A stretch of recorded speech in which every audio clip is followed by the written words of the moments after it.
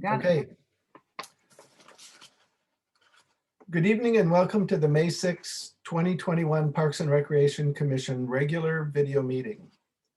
I'm Rory Westberg, Parks and Recreation Commission Chair.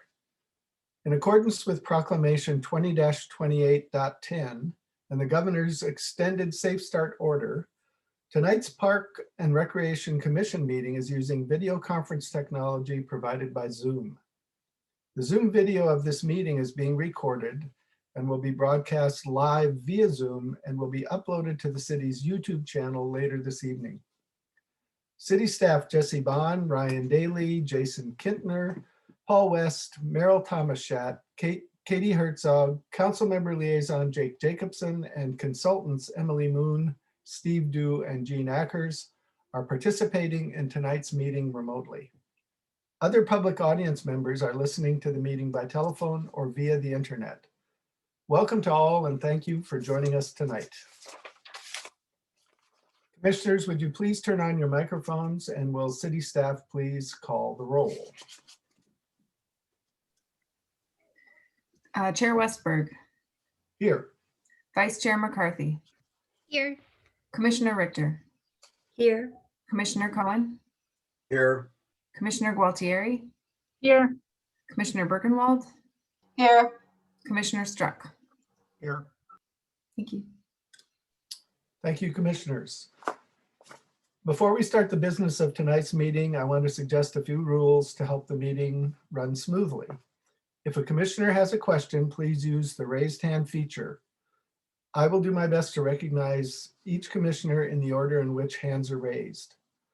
Everyone will be asked to limit him or herself to one question and to one clarifying question, if necessary, so that each commissioner has a chance to ask a question before a commissioner is given another chance to ask a question. Additionally, prior to speaking, please state your name for those listening in on the meeting. Tonight's agenda will not include in-person public appearances in accordance with Proclamation 20-28.11 and the Governor's extended Safe Start order. However, individuals wishing to speak live during the appearances portion of our meeting may do so by telephone or using the Zoom teleconferencing application. Provided, however, they registered their desire to speak with the city administrative staff by 4 p.m. today. Our city administrative staff will call on you by name or telephone number when it is your turn to speak. This is the opportunity for anyone to speak to the Parks and Recreation Commission. All remarks will be addressed to the commission as a whole and not to individual commission members or staff members. If any person makes personal, impertinent, or slanderous remarks, or becomes boisterous, threatening, or personally abusive while addressing the commission, I may request that that person leave the meeting.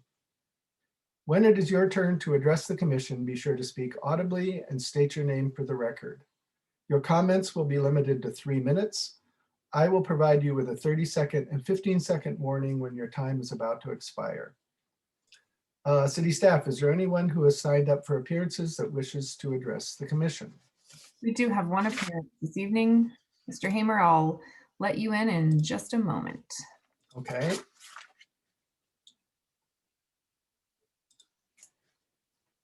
And I'll set my timer. Looks like, John, you're in when you're ready to go. And unmute.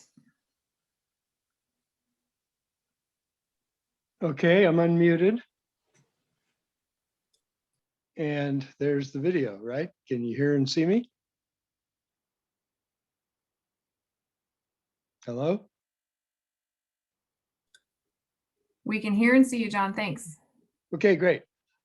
Listen, I just wanted to tell members of the Parks and Recreation Commission that those of us who have formed a kind of a informal coalition to look at the Mercerdale Park renovation plan are very pleased from the support that we've seen from you and certainly the city staff for the principles of accessibility and inclusivity, which we think are extremely important.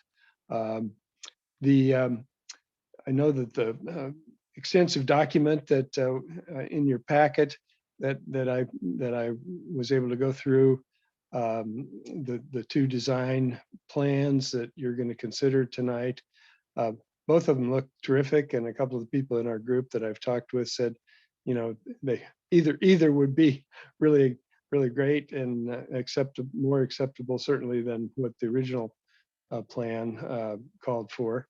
So we appreciate that.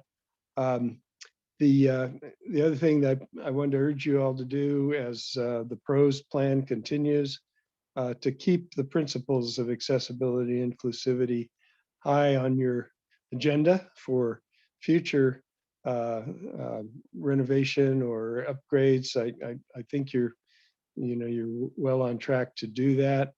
And those of us in the community, citizens who are concerned, will be very supportive of that as the process continues. Back quickly to the Mercerdale situation. A couple of us were wondering, is there a date? Do you know, is there a date set for the start of the demolition? Some of us would like to be there while the old equipment, parks, playground equipment is taken out. A couple of people, including my wife, asked what's going to happen to the old train. Is there any chance of repurposing that in some way or using it somewhere else? One of our colleagues with MIPA said, gee, maybe it could be turned into a planter or something like that. I don't know, that would just be interesting. As some of you know, I think MIPA and my Mercer Island Rotary Club members are working together. Rotary is going to give a grant to MIPA that will be earmarked for either one of the pieces of equipment in Mercerdale, or used in the budget to help that renovation project. And some of us are prepared. Excuse me, John, you have 15 seconds. Okay. I missed the third. We'll continue helping raise funds as needed once we see the city's final budget.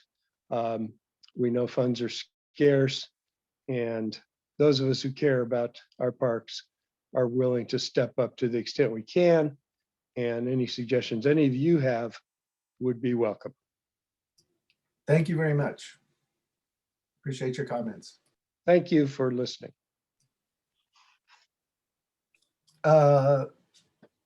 Since there are no further appearances, we will move on to the first item of business, which is to review and consider approving the minutes from the April 1st, 2021 meeting.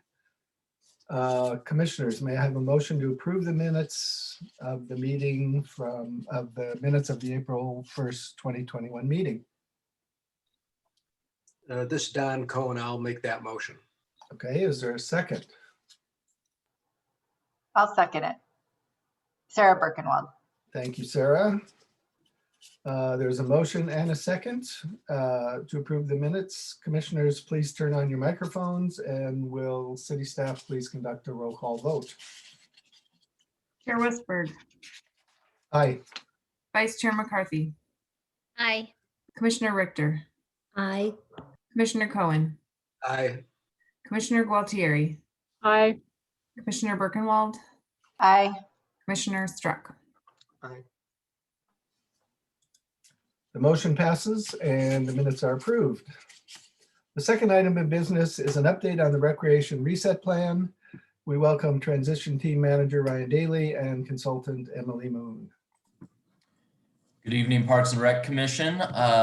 Just want to thank you for all the work that's gone into the reset plan. Obviously, we're not done yet, and we're going to keep progressing. So with that, I just want to hand it off to consultant Emily Moon. So thank you. Great. Thanks, Ryan. Commissioners, thank you again for your good hard work with the City Council during the joint meeting on April 20th. Just to recap what happened during that meeting. From my perspective, I thought City Council seemed to react positively to the reset strategy and seemed very supportive of the direction that we're headed. They also expressed, I think, some interest in having the commission work on some policy questions. In particular, there was a little bit of back and forth about differential pricing, and that's on our to-do list. So we will be coming back to talk with all of you about that. Council also very clearly voiced support, particularly during the regular business meeting that followed, to moving forward, offering some recreation services. And they approved the what we call the rec reserve funds for both the arts immediate action plan and some forward movement on recreation services. And they gave some consent to staff determining how to utilize those funds, but they clearly verbalized their hope that we would be able to offer something fun and something immediate this summer and through the rest of the year that would serve the community. So since April 20th, the Rec Reset team has been monitoring all the chatter around potential changes in the Healthy Washington pandemic response. You may have heard there was a great deal of betting going on that we were going to be going back to phase 2. That did not happen, but certainly we were keeping that in mind in our planning process. And we fine-tuned estimates for delivering a scope of services for the rest of 2021 using that April appropriation.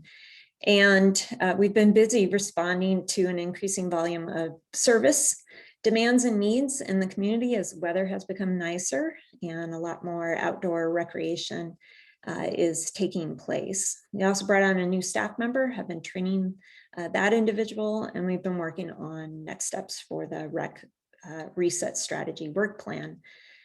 Lastly, we've been thinking about how to meet City Council and the community's desire for the use of those April funds. So our next step on phasing, we wanted to share with you what our game plan is for using that April appropriation.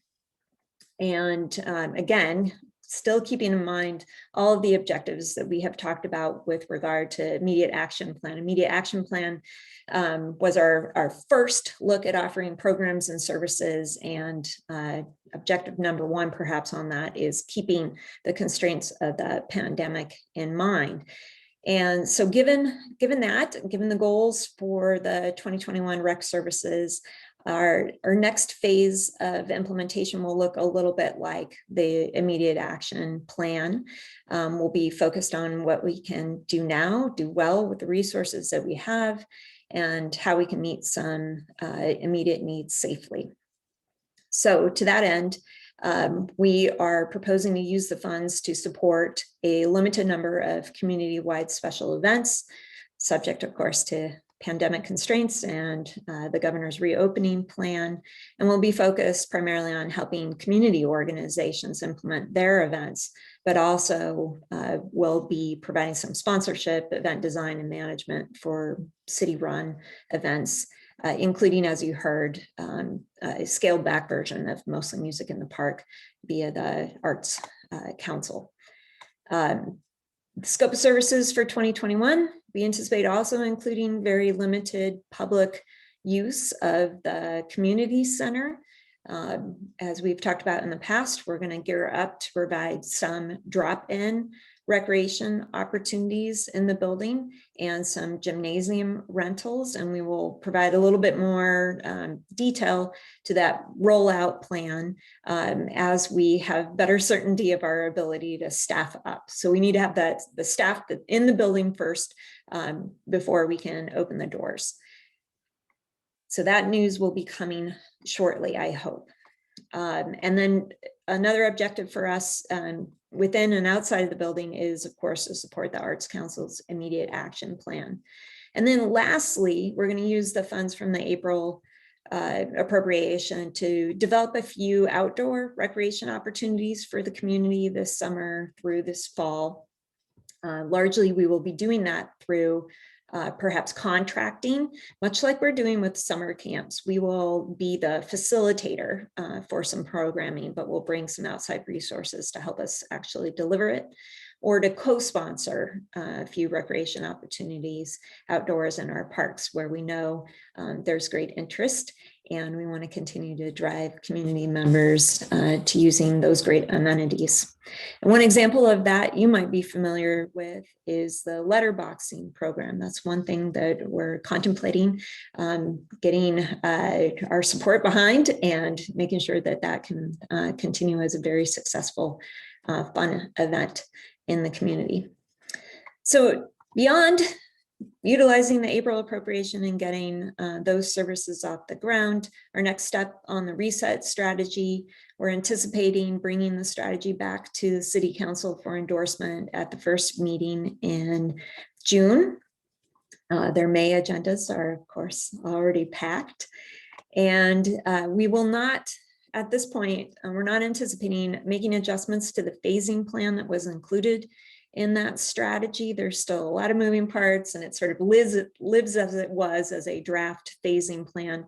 However, we will be adjusting the phasing plan as we start to develop simultaneously this month the 2022 budget. And so we will eventually be showing you another phasing plan. We're anticipating developing that budget this month through June and delivering a plan for 2022, preliminary plan for their contemplation beginning in July. However, that'll just be a first kind of opportunity to get some reaction from them and give them a sense of what we're gearing up to provide, as long as that's consistent with where they're going on the entire biennial budget update, which they will consider probably in November. So July conversation on 2022 priorities with City Council, rolling that up into the citywide budget update in November. That means in June, we will be coming back to you to kind of talk about priorities a little bit for 2022. So that's what I have at this point in time. I think the only other thing that I'll mention is sequencing on the budget for 2022. If City Council considers appropriations in November, those appropriations become live in January. Think about how we have to bring on staff once you have appropriation. And so we will be looking at a phasing plan for 2022, believing that we probably won't have all staff on board until somewhere late in the first quarter. So that's our update. Be happy to entertain any questions that you have. I know you have a packed agenda tonight.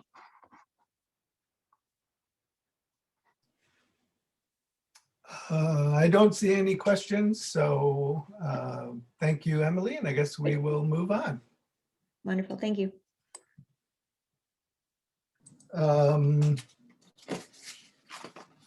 So our third item of business on the agenda is the PROS Plan virtual open house update and initial discussion of the park's condition assessment and ADA compliance. And for that presentation, we welcome City Manager Jesse Bond and consultants Steve Dew and Jean Ackers. Well, good evening, commissioners. I'm taking a daring position and trying to do this meeting at home tonight. So at any moment, my children may storm the meeting. Thank you for having me here tonight, and acknowledgement to Councilmember Jacobson and the staff and consulting members that are here as well. You all have been doing an amazing amount of work. Last time we were here talking about the PROS plan was in February. We had a public meeting in March, and we reconvened, by the way, after our February meeting and decided that we would rework the schedule a little bit because your agendas were so full. So we didn't pause our work behind the scenes necessarily. We just paused our presentations and discussion with you, but we are back this evening, and you are probably going to see us every meeting through the end of this year. So here we are back working on the PROS plan. Some of you may not recall, I mentioned this last time. I am here because I have stepped in to help the Parks and Recreation administrators and leaders with this plan, given the workload that they are dealing with. And certainly because I do have a little background in Parks and Recreation. Otherwise, I probably won't be popping in a whole lot to the Parks and Rec Commission meeting. So thank you for having me. With that, tonight we are kicking off our discussion on parks infrastructure with an eye towards the goal setting and policy work we'll be doing as part of our PROS plan. It was in the staff report. I know Ryan Daly communicated it via email. Your packet was really robust. We gave you a lot of information, and I just want to reassure you, we didn't expect you to be able to digest and process that all at once. This is one of many meetings where we will be talking about infrastructure goals, and then ultimately capital funding. So that's all I have. I'd like to turn it over now to Steve Dew. We've got a presentation and he'll take breaks at the appropriate place for discussion. And then at the end, we really do want to hear your feedback, questions to help us prepare for our next meeting. Steve. All right, thank you, Jesse. I am preparing to share my screen to start a PowerPoint. So bear with me here, and should be up on everybody's screen. If I could just see a head nod from someone, that would be helpful. All right, great. So just to pick up where Jesse left off, we prepared a presentation to walk you through some of what we've heard so far from the community, just as a recap. So I will cover some of the material that we went over and heard in the virtual open house on May 3rd. Then I'm going to turn it over to my associate Gene Akers, who will walk you through and orient you to some information about your park system from the site assessments that were conducted for the project earlier in the project's life cycle. And as was noted, your packet contains a substantial amount of documentation.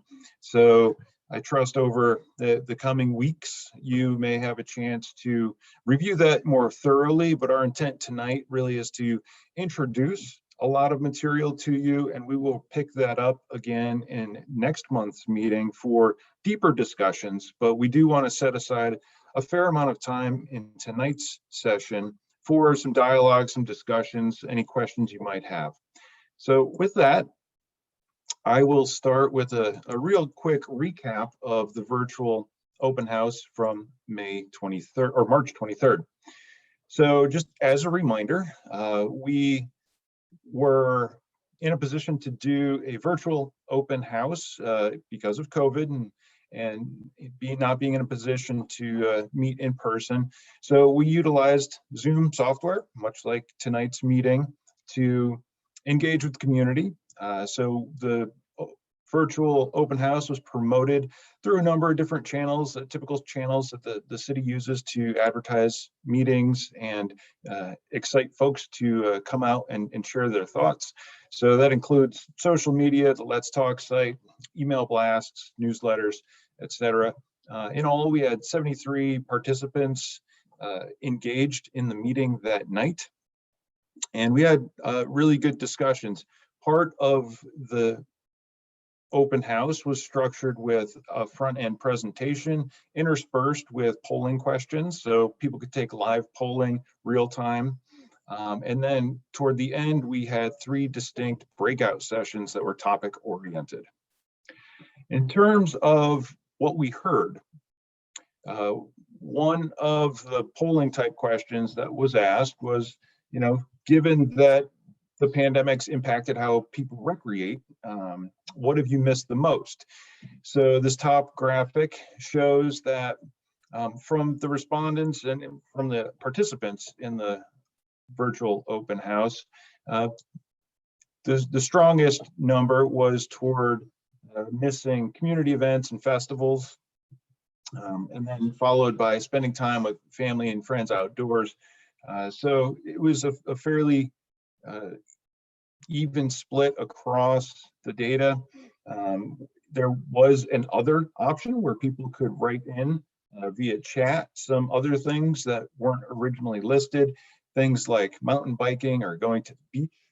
And this just was an early question to warm people up, to get them thinking about parks, recreation, being outdoors, and reminiscing about the things that they used to do more often. And Another polling question was a repeat of a question that was posed in the community survey that we did early last year, in part to see how the results may have changed or shifted over time, and to essentially try to validate or inform the process about what might be program areas that are of interest to the public.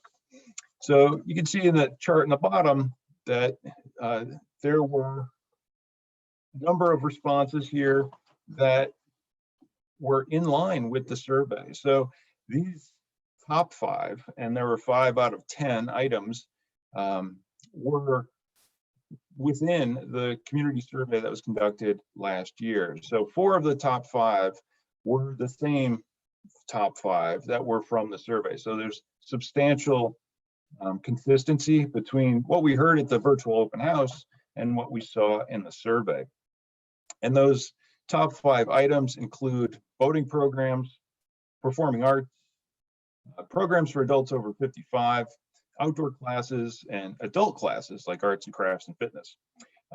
Of these 5, the programs for adults over 55 is the one that wasn't in the top 5 of the survey, but it still was strongly supported in the survey.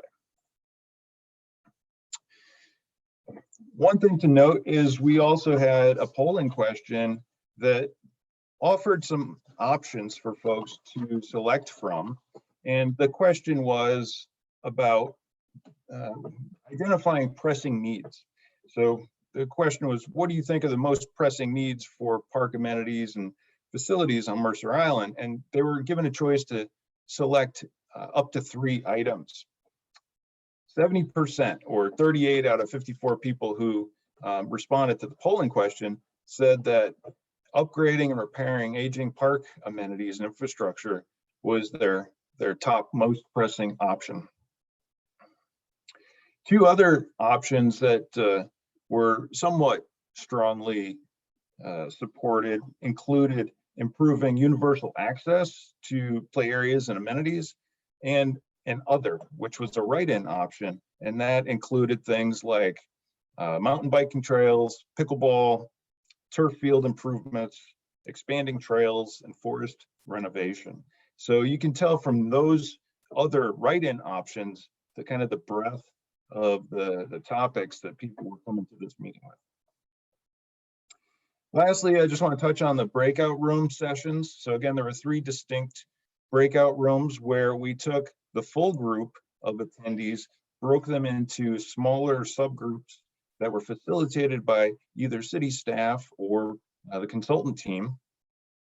And for each of the topics, we led in with an introduction of what the topic was about and offered some questions for folks to think about, and basically listened and facilitated a short conversation.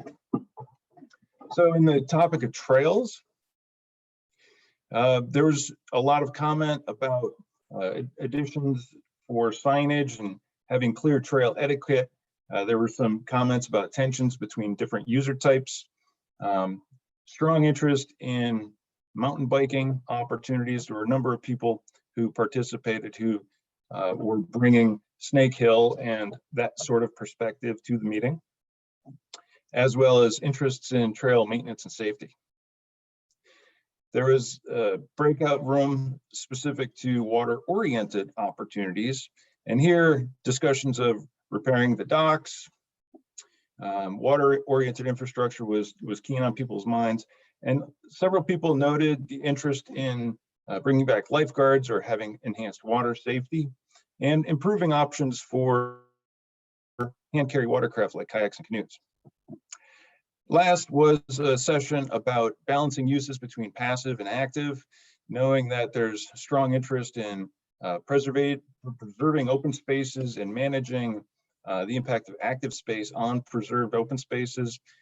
We wanted to see what the community was thinking. And in all, there was a sentiment that there's a fairly good balance between passive and active uses in the system today. There were comments about site management, specifically around Snake Hill, and there were comments specific to the interest to have additional or new amenities such as pickleball considered in the system.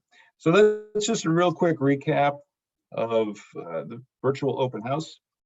And I can pause there if there are questions. Otherwise, hand it over to Jean to get into the meat of the discussion.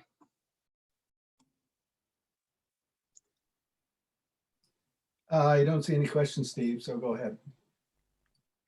Okay, then I'll turn it to Jean. Thank you, Steve.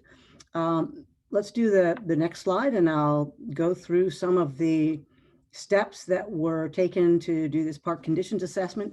So this gives us a sense of the physical condition in the park system for each of the facilities and their amenities within each of those facilities.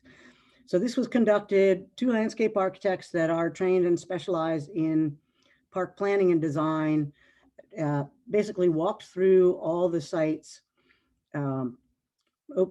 almost all the open spaces, at least those that were accessible, the parks, the street ends, the trail system, to get a sense of what's going on and what's the current condition of everything. So we were able to amass that, take an inventory of what's there and how does it look. This is a visual assessment, and it is an assessment that is done at a planning level. So it's not the same as doing an engineer study of, say, a dock structure. It's more a visual look at, oh, does this dock look like it's in good condition, or is it starting to deteriorate? And we rank those. Good condition meaning it's very usable, no noticeable failures or problems, and seems, appears to be fairly safe. Fair condition means you're starting to see some aging. There may be questionable characteristics. It might be something like the beginnings of thin cracks in a tennis court, but it's still playable. And then poor condition, this particular amenity needs to be repaired or renovated or replaced or removed. So that gives you sort of a sense of that. And in the 2 years, almost 2 years since that assessment, there's been this sense of a reduced level of service because a lot of those things weren't taken care of, and a little bit of what I would say the beginnings of a slippery slope, and it's time to do some catch up. So next slide, Steve. Thanks. So this process is going to give you a sense of in this mapping for the next 6 to 10 years. This will give us a sense of one step in the journey to mapping where the park system is now, and that sense of, oh, you are here. Excuse me.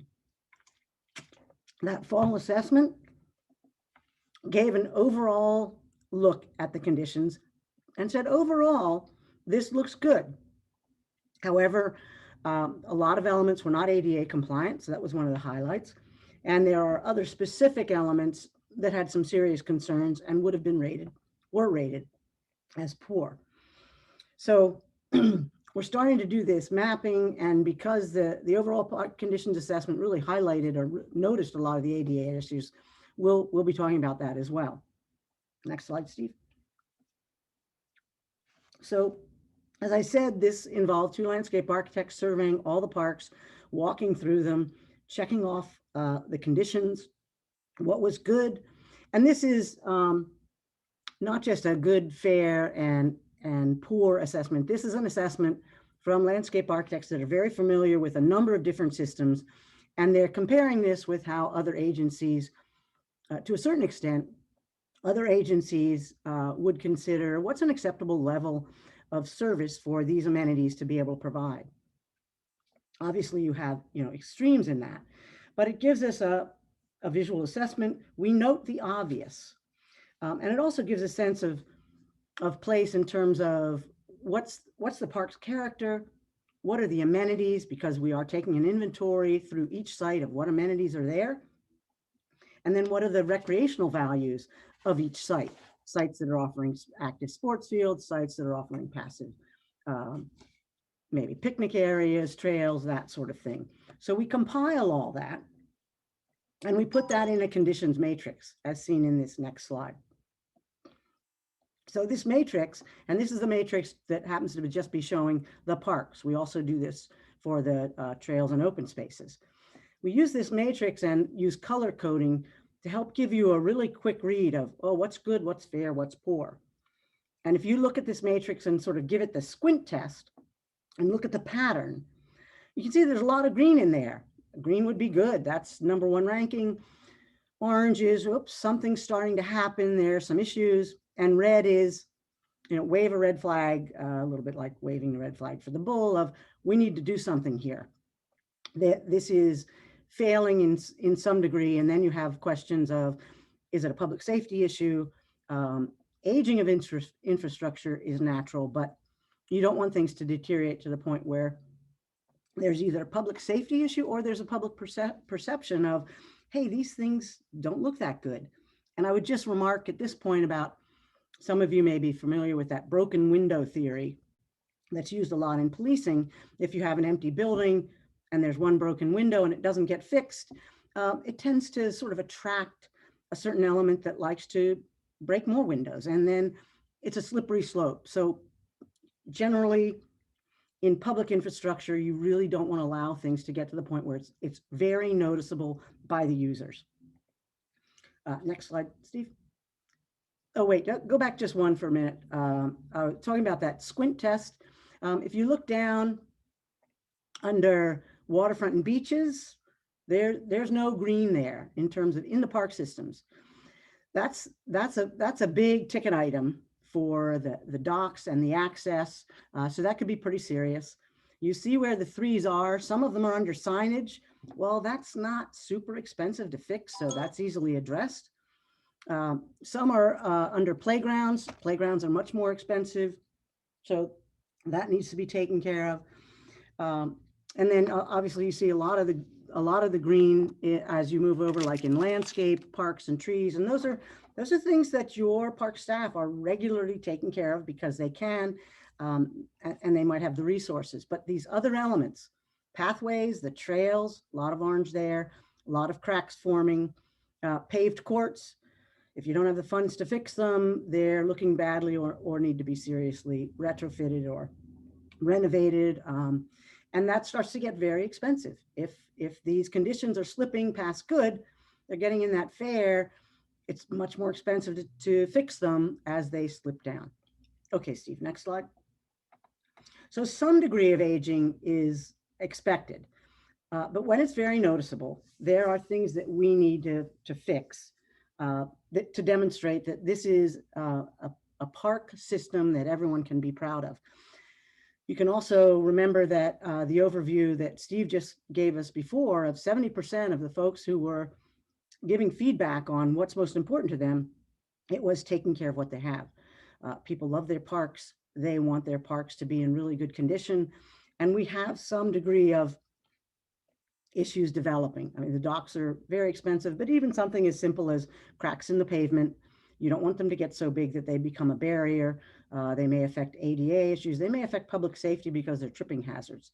So some of the things we looked at, we saw bumps where it's a ADA access, but you can't get a wheelchair up that bump. It doesn't meet, it's not compliant. Barriers in the pavement, uneven surfaces, that sort of thing. Next slide. Steve, there we go, thanks. So the other thing that we look at is to help us with understanding how seriously a visual assessment is for playground equipment. And I should do a caveat here. We're not doing playground inspections.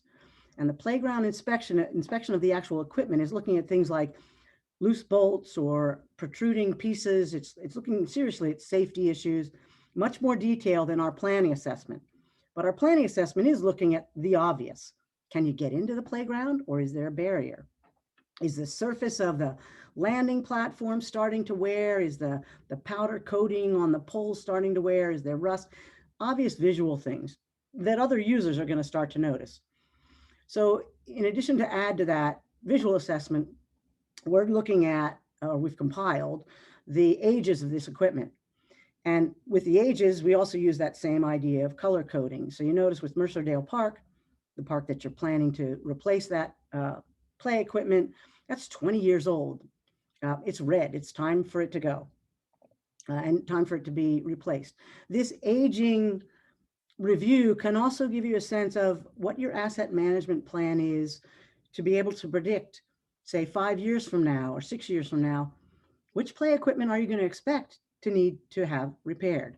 So the notion of tracking repairs, tracking the ages, tracking any labor that's being expended on certain types of tasks, that can really help in that predictive element for figuring out what are we going to need to spend 5, 6, 10 years from now, or even in the more immediate future. So next slide, Steve.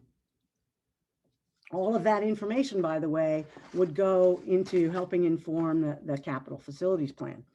So that 2019 parks assessment is giving us information to feed that physical element of what do we have, what needs to be taken care of. That gets meshed in with the public priorities. What do people think needs to happen? So we'll identify what some of our capital funding things should be. Obviously, the PROS plan updates your 6-year capital facilities program. And we did notice in this, there are going to be places where we really have to address additional parks. You're already doing, obviously, the master planning for Mercerdale Park. You've just finished the Aubrey Davis master plan. That really helps identify future capital facilities plans. But something like Clark Beach Park clearly needs to have its facilities addressed as well. And the best place to start that is with more of a comprehensive plan for that specific site to say, well, what should the repairs, replacements, or renovations, what direction should those go in? So we've also looked at the need for, you might remember in that matrix, the red highlights for park signage in some of the parks that identified, maybe it was missing an identification sign, or maybe some places there was difficulty in negotiating, maybe navigating through a trail to know where are you, what street did you just come out to, that sort of thing. To have a comprehensive system of unified park and wayfinding signage has also been noted. Next slide, Steve. So now, with a lot of those highlights feeding into it, I'll go through that ADA compliance, the highlights of looking at ADA compliance. On that matrix that we saw before, it was the last column. And that last column was simply saying there are issues in each park. If you were to refer to the field notes that were also in your packet, and there's a lot of material in your packet, but in the field notes, if you wanted to know, well, what was the ADA issue for this particular park, you would be able to refer to those field notes. So next slide, Steve.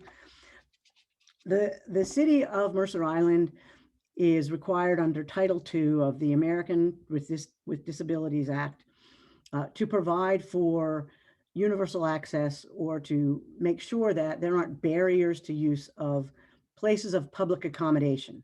So Title II defines the local government that must comply with these standards. Title III refers to places of public accommodation. And what they're referring to is making sure there aren't architectural barriers or barriers to access for people to be able to use public facilities. In general, because a lot of the infrastructure is older and a lot of the parks are older and a lot of what was improved in those parks are older, there were numerous places where there were barriers to access. Next slide, Steve. So new facilities generally comply almost universally, though not completely, to fully compliant situations. Now, this is an example of a new park. And as I look at it, it's fairly easy to comply with universal access because it's all level. You can get in and out of the tennis court. You can get into the picnic structure. You can get over to the play area where the surfacing is a mat-like rubberized surfacing. You can roll right up to the exercise equipment, the fitness equipment, right up to you can see a little park bench in there. But here's one thing, the actual picnic tables themselves are not accessible because there isn't wheelchair seating. So someone in a wheelchair could not use that picnic table. They can't roll up and tuck in because the table doesn't have enough of an overhang. So there was one little oops in this particular park's ability to be completely ADA accessible. But we're looking at all these different elements that are listed on the left, because those are recreational amenities and services that you're providing as part of your infrastructure. Next slide, Steve. Okay, so we're talking here about what's the reasonable level of access. So there's ADA, the American with Disabilities Act. There's ABA, that's the Architectural Barriers Act. There's outdoor recreation guidelines for parks and outdoor recreation amenities. And they're talking, so there's different levels of this. If it were a building, it's very different than if it were a park.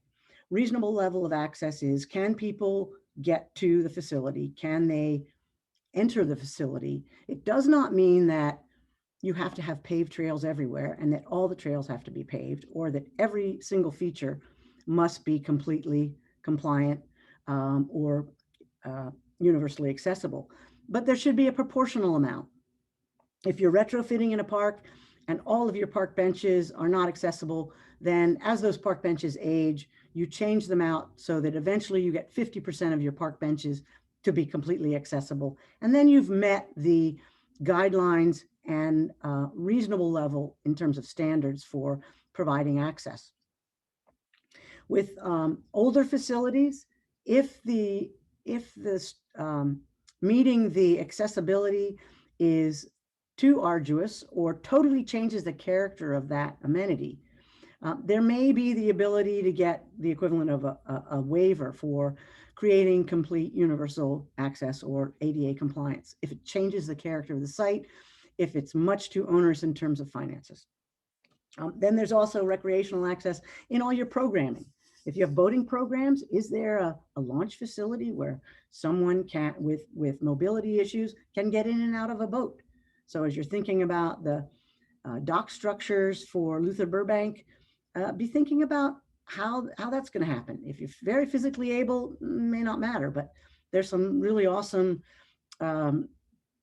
dock structures that not only help someone with ADA, but if you're a very beginning boater, makes it much easier to get in and out of a boat and get launched. So next slide, Steve. So we looked at all these different elements in your different parks, put them together in a matrix. The first 6 columns of this matrix deals with the first priority. They call it priority 1 in ADA guidelines and standards. Priority 1 is, can people with different physical disabilities get into the park? Is there access? Are you allowing the public to get in? So the examples here would be, is there handicap parking? Are there handicap parking signs? Are there travel aisles for someone in a wheelchair to get through that parking lot to the place where they get into the park? Are there warning strips, ramps, curb cuts, etc.? And then once you allow someone to get in, now the X's in these columns mean that there was an issue. It either was missing or it was not appropriately designed. Once you get into the site, then what can you use? Can you get to a restroom? Are the restrooms signed appropriately? Can you get into a playground? Most of the playground issues that we saw were barriers to get into the playground. Usually the containment of the wood chips, the engineered wood fibers, the containment method had a lip on it and you couldn't have wheeled a wheelchair over it. Access to other recreational amenities, tennis courts, basketball courts, a lot of those have pavement changes and that can really disrupt access. Obviously, in some of your parks, you have trail grades where it's just too steep. And it may be that you won't be able to provide full ADA compliance to those sites. So then you think about, well, do we have other sites that provide a similar amenity, a similar recreational opportunity where we can direct people to go there because there isn't an accessible issue? Next slide. Thank you. So these are some examples of some of the typical barriers that were in older sites. You see the playground edging. The older drinking fountains, you cannot wheel your wheelchair right up to that and still be able to drink. The picnic tables, isolated up a hill, they're wonderful places for anyone who is fully ambulatory to be able to get up and have a picnic grove. But consider being able to offer a shady grove or a shady picnic shelter in another location that is fully accessible to help make up for that. The example of isolated picnic tables, sometimes they're pads, have abrupt changes, even if they're on a paved pad as opposed to just being out in the grass. So those are some of the typical things that we saw in the system. In addition, next slide, Steve, there were barriers to those recreational amenities. Here we've got steps up to the tennis court, a picnic table that has no gap for a wheelchair to be able to sit. And then in some places, Pioneer Park specifically, which has very limited parking, and it's very intentional that there's limited parking, but there's no designated ADA parking. And at least in one of the quadrants of that park, it would be possible for someone with mobility issues to be able to navigate and walk in that park. So providing initial access is important and should be considered. So next slide. So we've looked at a few of the things that we found on that in this presentation so far. So I'm just going to give you a sampling of some of the amenities that you could develop standards for so they could be swapped out over a period of time. So benches, the bench in the upper left corner here has a space next to it. And that's where the wheelchair can actually back in and have someone who's walking with them sit next to them. So you've got spaces for someone in a wheelchair and then that companion space on the bench itself. Notice that there is pavement that is flush from the bench where your feet are through to the actual paved pathway. So that's an example of a fully accessible park bench. Armrests are also part of what make that bench ADA compliant.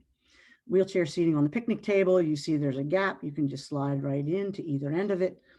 Playground safety surfacing, no bumps, fairly smooth.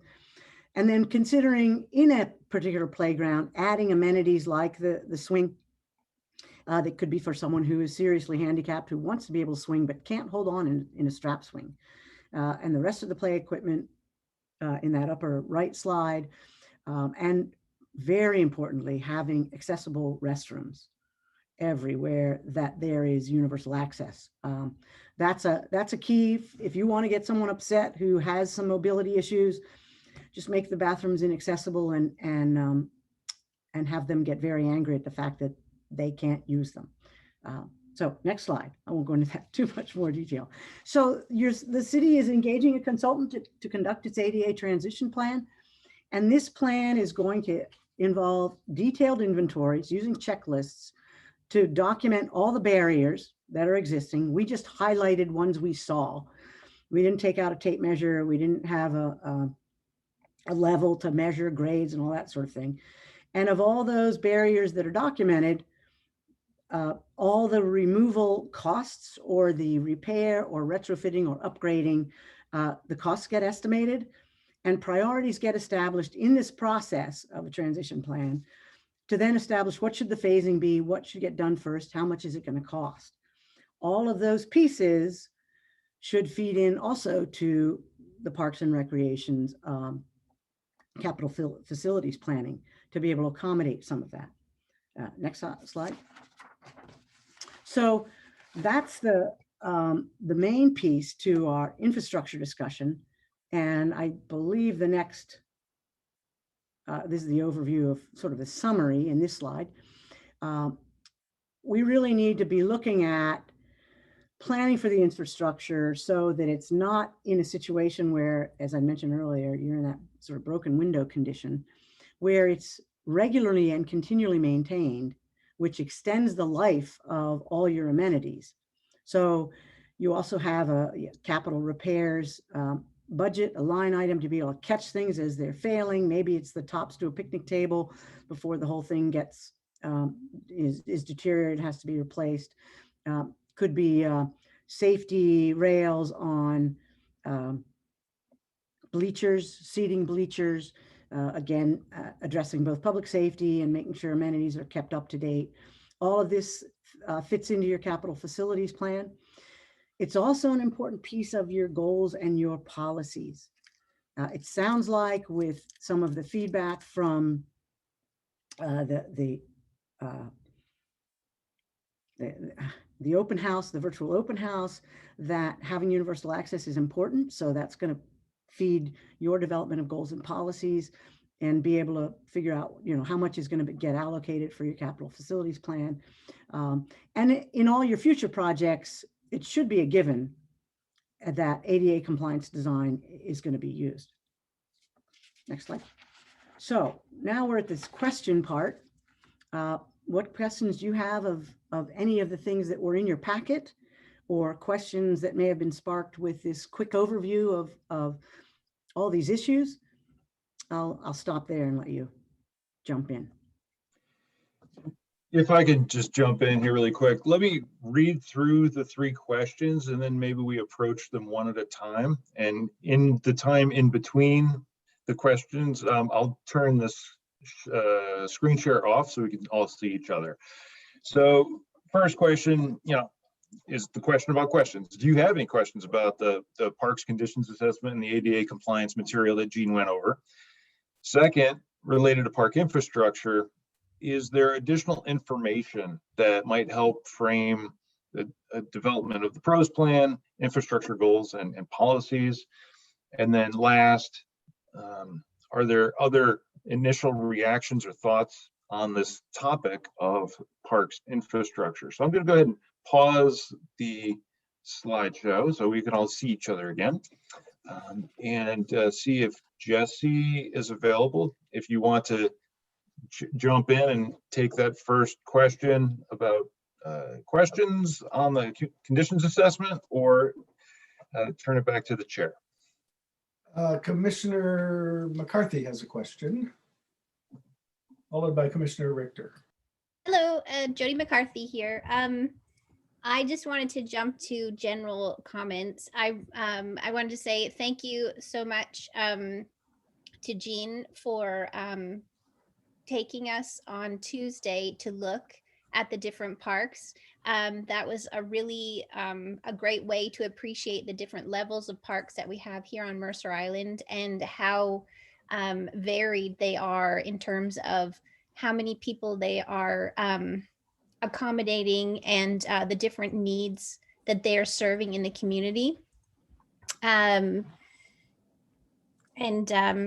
Yeah, and I think too, and it really highlighted as well, the ADA issues that we have here and the challenges, especially, with the different parks with, especially the ones, like Groveland and Clark Beach having such extreme slopes that could be really challenging for ADA, and how do we get creative possibly with that.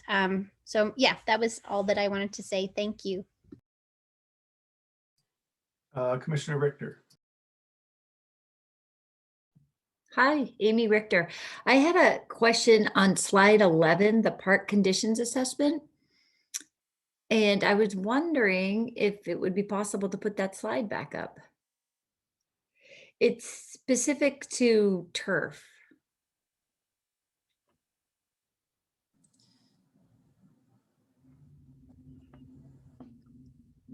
And that's the conditions matrix. Yeah. Yeah, this is a great slide. So part of this is just an interpretation question. So I was looking for the turf or synthetic turf, and I saw under the recreation amenities, you had the soccer field, the baseball fields, and then over on vegetation, I saw you had turf with a lot of green, but I don't think that turf is the same thing as synthetic turf. Correct. It's not. So yeah, what is turf under vegetation? So turf under vegetation would be grass. It's mown lawn areas. So it's an older form of, as a horticulturist, being trained as a horticulturist, we had people who were trained in turf management, and that's before anything like AstroTurf was invented. So turf is referring to how are you managing grass as a cover for any number of different things. And that's a separate assessment. That's, in this case, in this situation, it's assessing all those open lawn areas that are mowed on a regular basis so people can run around and play. It is not assessing the grass fields, natural grass fields, or the artificial turf on the soccer fields or the baseball fields. Those would be under the fields, the actual review of those fields and their field condition, regardless of what their surfacing is. So to clarify Jean, that, good point. Yeah, Jean and Steve, for let's just make a note. I'm assuming a version of this table will end up in our final pros plan, and so maybe we can revise that labels so that is made clear. Mown lawn might be a better phrase. Open lawn areas, not fields. Yeah. Right. Thank you for that question. Yeah, so then I'll take, just, I have two follow-ups. So when something's number 2 on turf or grass, what does that mean?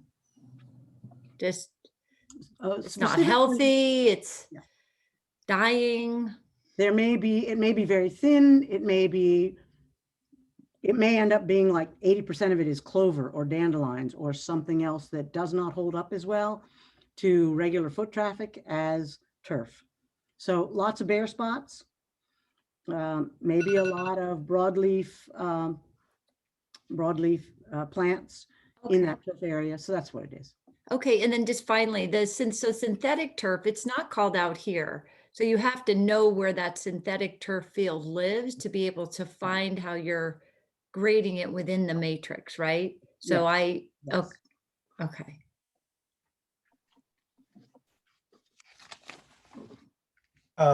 Commissioner Gualtieri.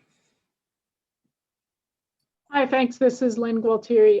So Jean, you were talking about, obviously, it's cheaper to replace it sooner, replace like cracks in a tennis court, for example, sooner rather than later. But I was just wondering, I'm not sure who this question is for, but how will it be decided or determined whether we, just repair things like a crack on a tennis court, for example, or when do we replace these things? Or is there going to be estimates, or and I'm not sure who that question is for.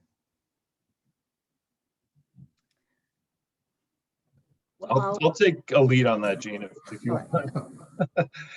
So I think that's a great question because it brings into the discussion not just the court.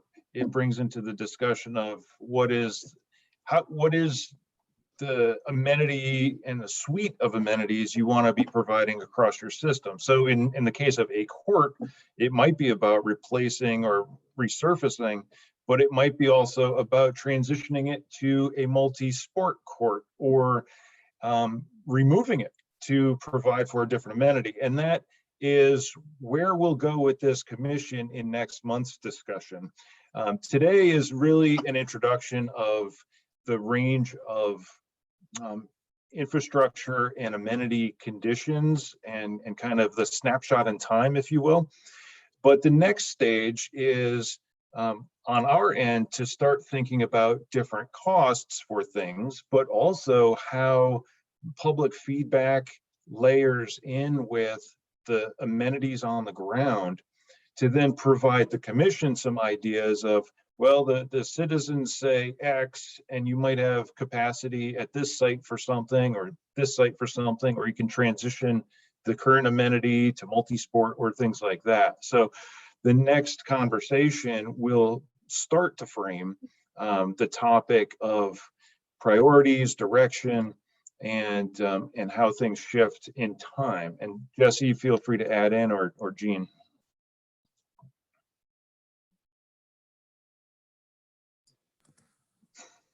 Well, apparently covered it. So Commissioner All right. Struck has a question. Yes, thank you, Peter Stark speaking. Really just to follow up on the question that Lynn asked and Steve responded to.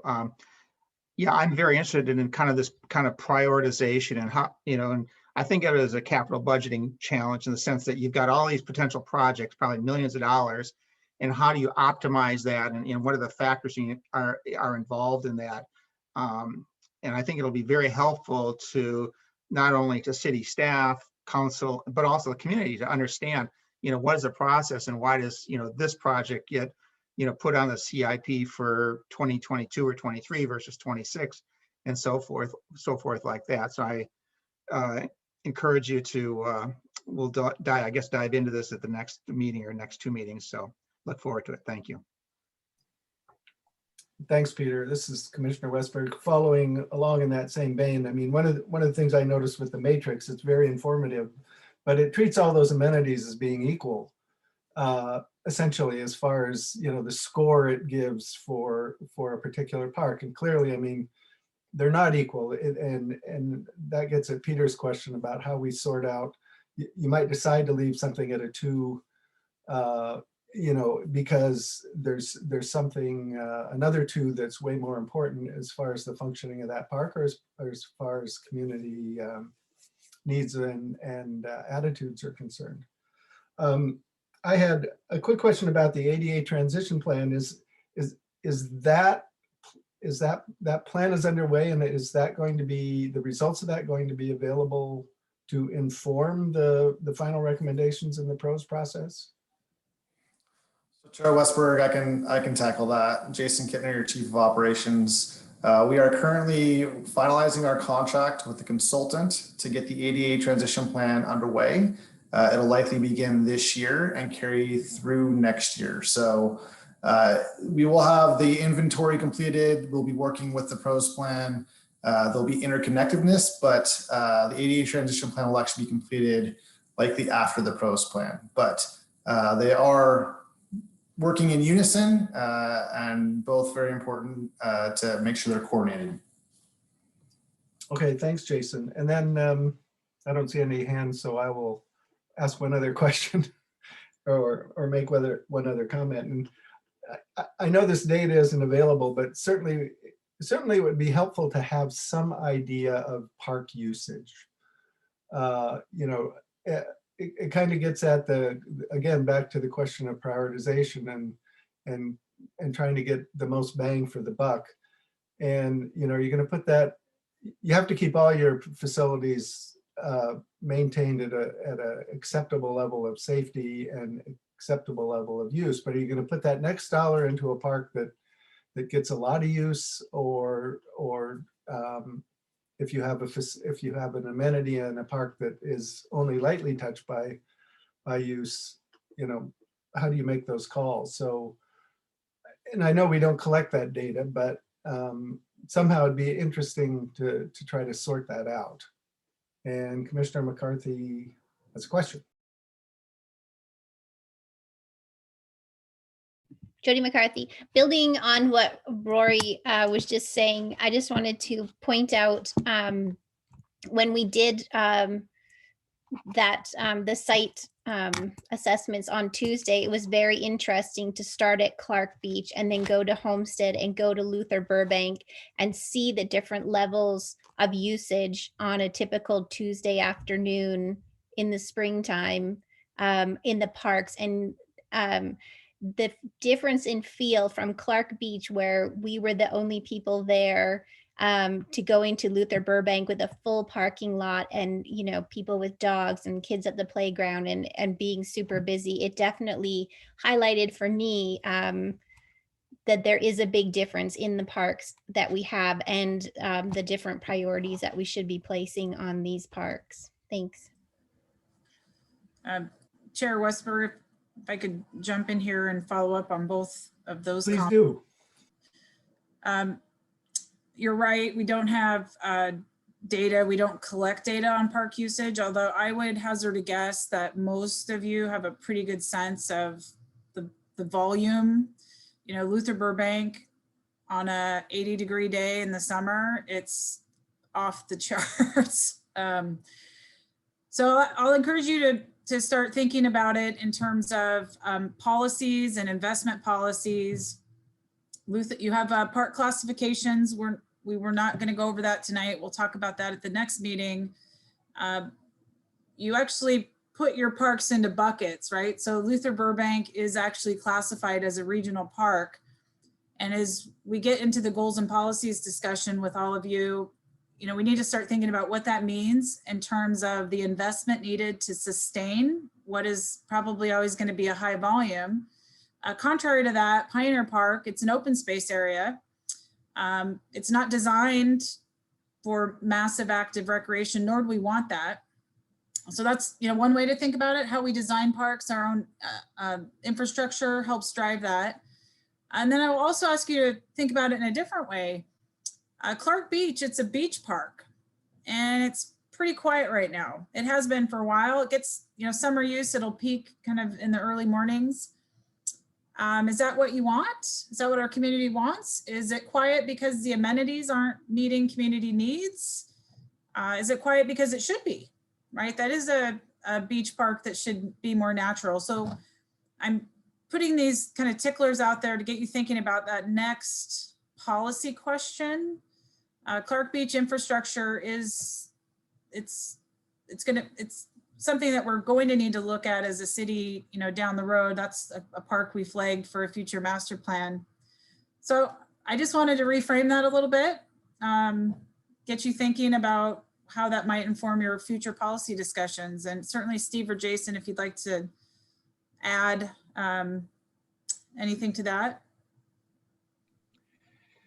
Let me jump in a little bit and going back to Commissioner Strzok's comment about how do you weight or prioritize or balance the different needs and the different uses, and how do you make those investment choices over time? So as I mentioned earlier, we're going to transition that conversation into next month, but in the meantime, let me offer some things for you to think about as we on our end start to prepare some materials for the commission to consider for next month's meeting. So in terms of managing how to weight or identify and prioritize that what will be a long list of potential projects, we can approach it in a manner that's kind of similar to how we shared the information about the site assessments with that color-coded matrix. So we can think about investment choices from a matrix perspective, and we can create or talk with you about different criteria or characterizations that we can then use to apply to each project. And things to me come to mind like, is there a safety or hazard or liability issue? That should be kind of an important thing to pay attention to early. So maybe it gets heavily weighted. What about geography? Is there a distribution of use or park space that needs to be paid attention to? Are you putting all of your effort on the north side of the island versus the south side of the island, et cetera? Or how can we balance the projects such that there's a distribution across the island? Is there a unique feature? Like, is it a water access site? Does it have a dock or pier? Is it a sport turf area? Is it a special draw? And should those investments be maintained at maybe a slightly different level than a traditional playground or a grass field? Usage was mentioned also, and that if we can tap into any known information about usage, we can apply that and say, these are known heavy use sites. They should have slightly more attention. And then ADA, lay over ADA over the whole system and say, these are future liability issues or public access issues, and over time should get addressed. So we can potentially apply those sorts of criteria to a project list to help you think about how to weight and rank things. And hopefully that gives you some ideas. Jean or Jesse or Jason, anything to add on that point? No, I'm reminded though, Chair Westberg, we have data on anything that we take formal reservations for. So athletic field use, we certainly have that data. Prior to the pandemic, we were scheduling, picnic areas and the picnic shelter at Aubrey Davis. We would have that data. It doesn't reflect the whole usage of the park, but yeah. Commissioner Cohen has a question. Yeah, this is Don Cohen. I want to go back to something that the city manager said 5 or 10 minutes ago about whether we want to make each place as accessible, other than ADA, I understand that, make each place as prominent and busy as possible. I've personally, and I know a lot of you have, been dealing with this issue for 30 years. When they wanted to make a golf course in 1990 at the south end, people who were in favor of that came to the city council and they said, you never see anybody there. well, okay, that was part of the attraction of it, and it still is, as the city manager said. So I'm gonna keep on this issue as appropriate as it comes, because I don't think usage is certainly a factor, but enhancing usage equally everywhere is something that I feel we have to be cautious about. And I have comments later on signage, and Paul West knows that's one of my favorite topics for many years, but signage, well, I'll just say it now so I don't have to come back. Signage, it's one thing to have signs so that people know where Calkins Landing is. It's another thing in Pioneer Park to have at every single intersection, another sign and everything. We used to, and Rory, you probably had this on the Open Space Conservancy Trust also, that they would say, well, I ran into a lady and she said she got lost in there. And my reaction when I was on the trust board was always, can you imagine that? You're 7 miles or so from downtown Seattle and you can get lost. You can't get lost very long, but you can get lost. And that's a unique thing. That's not a bad thing necessarily. I realize there's some balance and there are certainly ADA overlays, as Steve said, and everything, but this isn't matrices. This is fundamental philosophy, and maybe it can be translated into a matrix analysis. But in any event, it's something that we need to keep coming back to. Thank you. Yeah, Yes. then I think they're still looking for her, actually. Yeah.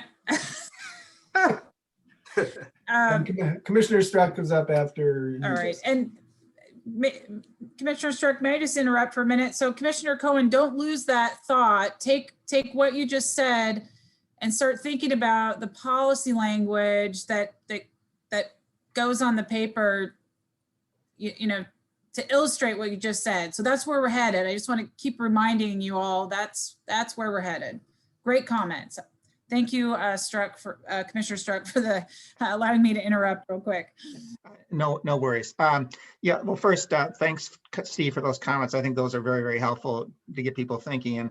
And also, I'm totally supportive of Don's recent comments about kind of the different parks and intensity is not necessarily a good thing. One other thought I had was, and again, this will be for next time.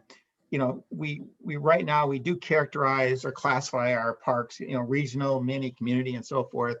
And I don't know if we have standards, if that's the right term, in terms of intensity of use, in terms of regional parks are going to have more stuff in them, more amenities than community parks, than mini parks, and so forth. But maybe that's one way to kind of tackle this issue. Just food for thought. Thank you. Any other questions, commissioners, or comments from our consultants or city staff? I do have one more slide I'll put on screen, and that's about just next month and the next 2 months, I should say. So just to give you a quick snapshot of what's coming down the road. So again, wonderful feedback on tonight's material, and some Are we not going back to what we would like to see more of? You had 3 questions, Steve. I'm sorry to interrupt, Don Cohen. Oh, sure. Because I was waiting on that, but I'll wait. I had a couple of specific things, but no, I think that's fine. I was maybe falsely assuming that we were done with the general conversation. So we'll go back to these questions. They're back on screen.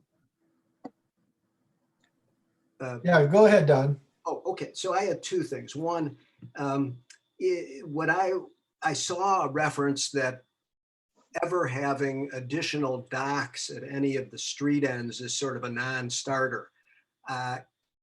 If that is for sure true, then I'll be quiet about that. But when I walk around to those street end parks, and the only one street end park that's got a dock is Proctor Landing, there's a real opportunity. And maybe the state law and things like that makes it impossible, but that would be a great additional amenity if we could, not just for fishing, but for launching of boats and things like that. So that would be one thing.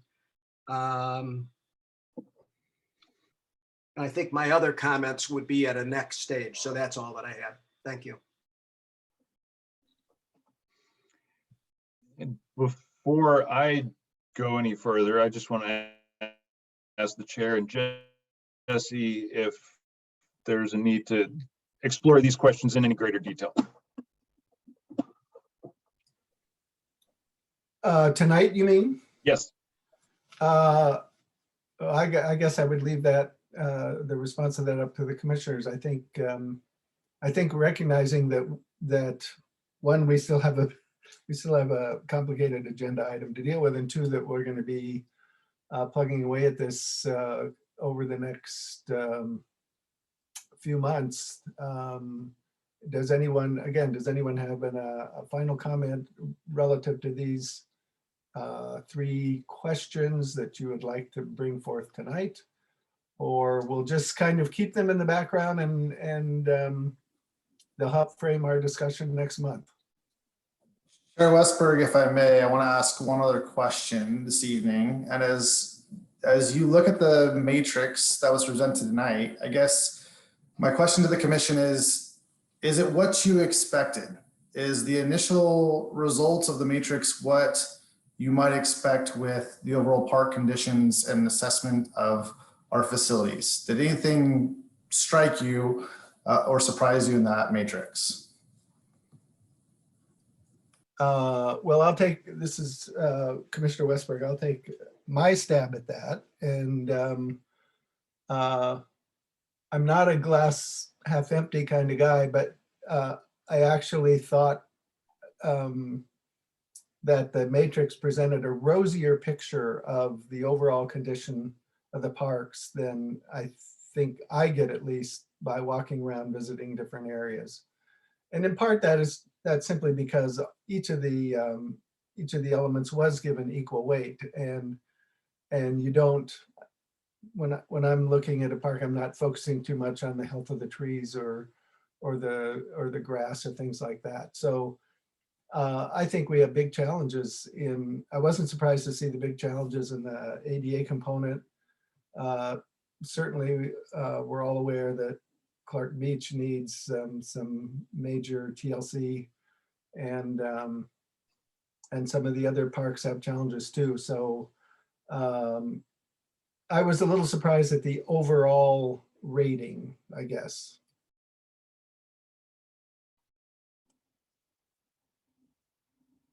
And if I may just insert here, you are correct in saying that it did not give weight to which of these elements is more important. It's just simply what condition are they in? And that next step where you're identifying the priorities and then figuring out, oh, well, docks are way more important than whether or not you are mowing the grass properly. It's a huge difference. So you're very astute in figuring that out. Again, that's just my personal take. Commissioner Rick? Oh, would it be possible to put up the slide with the matrix that you're asking about, Jason? Because there was several matrix that we saw tonight. Thanks.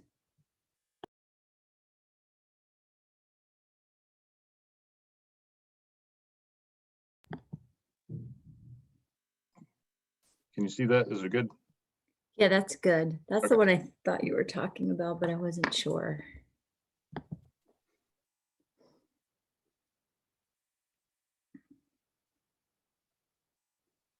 Amy, did you have a comment you wanted to make about that? Yeah, I'm sort of with you, Rory. This Amy Richter. It's more green than I expected, and I thought I'd see more red.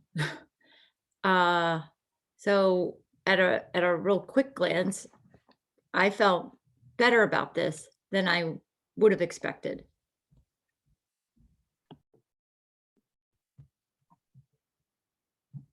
Okay. Is that all? I don't want to cut you off. Oh, that's all. Yeah. Commissioner Struck?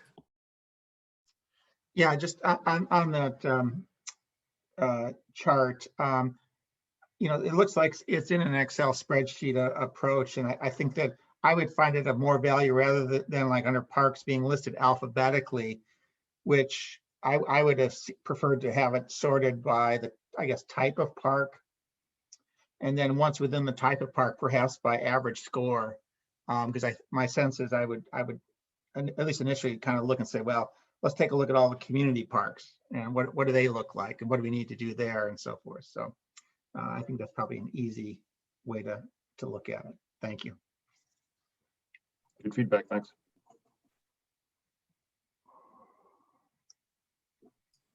Okay, are we ready to move on then? Or no, Steve, you were still we interrupted your wrap up. That's fine. I'm just going to share my screen one more time and just get to that final slide that gives you a sense of what's coming. And there, that should be on your screen. So again, great conversation tonight. Again, offered some thoughts on things to think about in terms of how to digest this information and maybe consider ways in which to prioritize or weight the different project improvements that will likely be part of the project list going forward. So in the June session, our intent is to continue this conversation, start talking through that weighting or prioritization model, and also resurface the notion of a second community survey with the intent to get that out in the community late summer, early fall to, again, kind of wind down the public process, but to also use it as a way to test some of these choices or decisions or recommendations and get additional guidance from the community. So we'll be looking to you to help frame some of those survey questions. And then in July, we'll come back with the prioritization so you can see. So in June, we'll identify criteria and talk through things. In July, we'll actually bring back what that turned into. So you can see a preliminary list with weighting and things like that and say, does this fit? Do we need to tweak things? And does it align with where the direction you'd like to see the community going in? And then again, finalizing the survey and starting to introduce things like goals and policies that would be part of the plan. So continuing to get the commission's guidance on the project going forward. That's all I had. Okay, thank you, Steve. And thank everyone for the discussion. And we look forward to the coming months to focus down, drill down on this even more.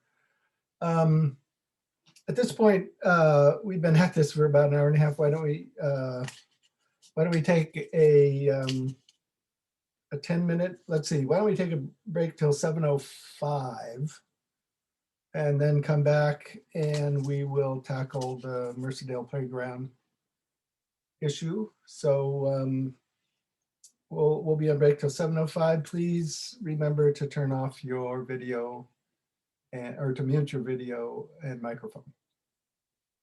Thank you.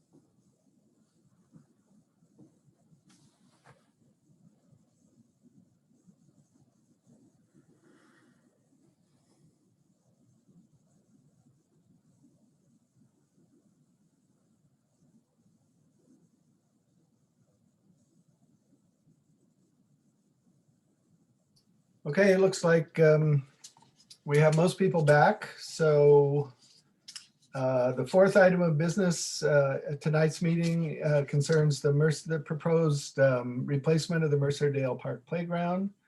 And for that discussion, we welcome CIP Project Manager Paul West and Chief of Operations Jason Kintner. So I don't know who's kicking it off.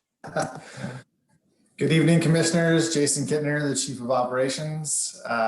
Ryan, I believe you're going to drive the PowerPoint as he pulls that up. And then Paul West is with me this evening. We're actually going to share the presentation duties this evening. I know time is short this evening, so we'll try and work through this quickly. But the great news is we are here to talk about a very fun project, the Mercerdale Park Playground project. Go ahead, Ryan. Next slide. Real quickly, we'll cover the public meeting recap. We held a public meeting mid-April. We'll briefly provide the commission an update on that meeting itself. And then as the packet identified, we do have some options for the commission's feedback on, including the overall platform height, whether or not to include the accessible whirl, and then a question on servicing options. And we'll be seeking the commission input on some color palettes as well. We'll finish the night tonight talking about next steps regarding this important project. Next slide, please. Just a reminder to the commission, we showed this slide last month in the commission meeting. This is the overall timeline of the project. As you can see in the middle of the slide, we held a public meeting on April 14th, where we had 20 or so participants participate in a Zoom platform meeting to provide input. We're here on May 6th seeking commission input. And we do intend to go to the council in 2 weeks from now, just under 2 weeks time now, with an appropriation request to get this project off and running with construction anticipated in summer of 2021. So real quickly, again, on the April 14th, we held a Zoom meeting, very similar to the pros plan meeting that we held, where we had over 20 participants join us that evening. It was a webinar format with some active interactive polling. We had a robust question and answer session at the end, where we talked about all things color, surfacing, platform height, as well as specific play features for the playground. The Q&A session at the end also warranted some additional ideas, including water play, natural play, a future use for the exercise stations, fencing, and some group swing, some of which have been included in this design and some that will be saved for a later conversation. So overall, the public meeting, we focused on some key areas, and specifically the color. You'll see later this evening, the overall opinion was split between two color platforms. I'll preface the commission tonight to know that we're still not there on the final color, and we are looking for commission feedback. The top two colors identified contain more of a natural or muted color scheme with some bright accents along the way. I will also preface the commission tonight to know that the renderings that you will see tonight are not actually, they're not 100% what the actual equipment will look like when it's installed. And so as referenced in the commission packet, part of the staff's work will be to actually go look at the physical materials once we identify the color scheme to make sure that it fits the theme and the opinion of the public and the commission in terms of what they wanted to see out there. As far as surfacing, the mixed option of both a poured in place rubber and the synthetic playgrass was the preferred option. And the platform height, 61% were in favor of the tallest platform, or a 6-foot platform height. And we'll show a slide of that here in just a minute.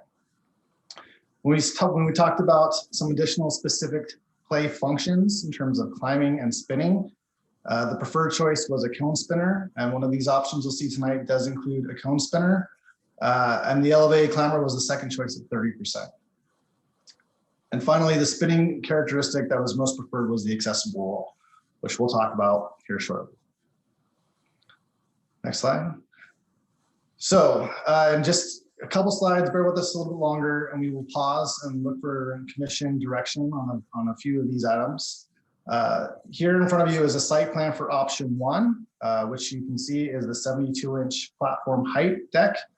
The commission will recall that we are trying to stay within the existing footprint of the playground, and that these unique features of the playground, some of them have overlapping fall zones and some of them do not. With that in mind, and putting a 72-inch platform height in this existing footprint, this is what the site plan layout will look like in that structure. As we go to the next slide, it's the pretty picture, and Paul's going to actually talk about some of the specific components in this option. Thank you, Jason. I'm going to work my way from the left side of the picture to the right, just to kind of give you some of the highlights of this design. On the left, you see the very left, you see a slide that is starts at a 96-inch height, which is 2 feet above the 72-inch deck. So that's a substantial slide, and that's probably one of the best features of this option. Is it gets kids way up high and gets them sliding down from that height. That's a very attractive play feature for kids of a large range of ages. Working your way to just looking underneath that tallest platform, you see a couple things that look like mushrooms growing out of the poles, and those are actually seats. And one of the features of both of these designs is that there's a lot of under platform play features. These seats are one of them. There's panels that create little enclosures underneath the platforms that create play spaces under there. There's also other features that make those platforms work as play areas. And so I wanted to point those out. Moving over to not the second slide, which is the curlicue slide, but the third slide, you see that slide has an L at the bottom. That's a feature called the slide aside. And a child who is in a wheelchair or other mobility device who launches from the top and gets to the bottom can slide to the side and allow other kids to continue to use that slide while they wait for their mobility device to be brought down to them at the bottom of the slide. So that has interesting accessibility feature.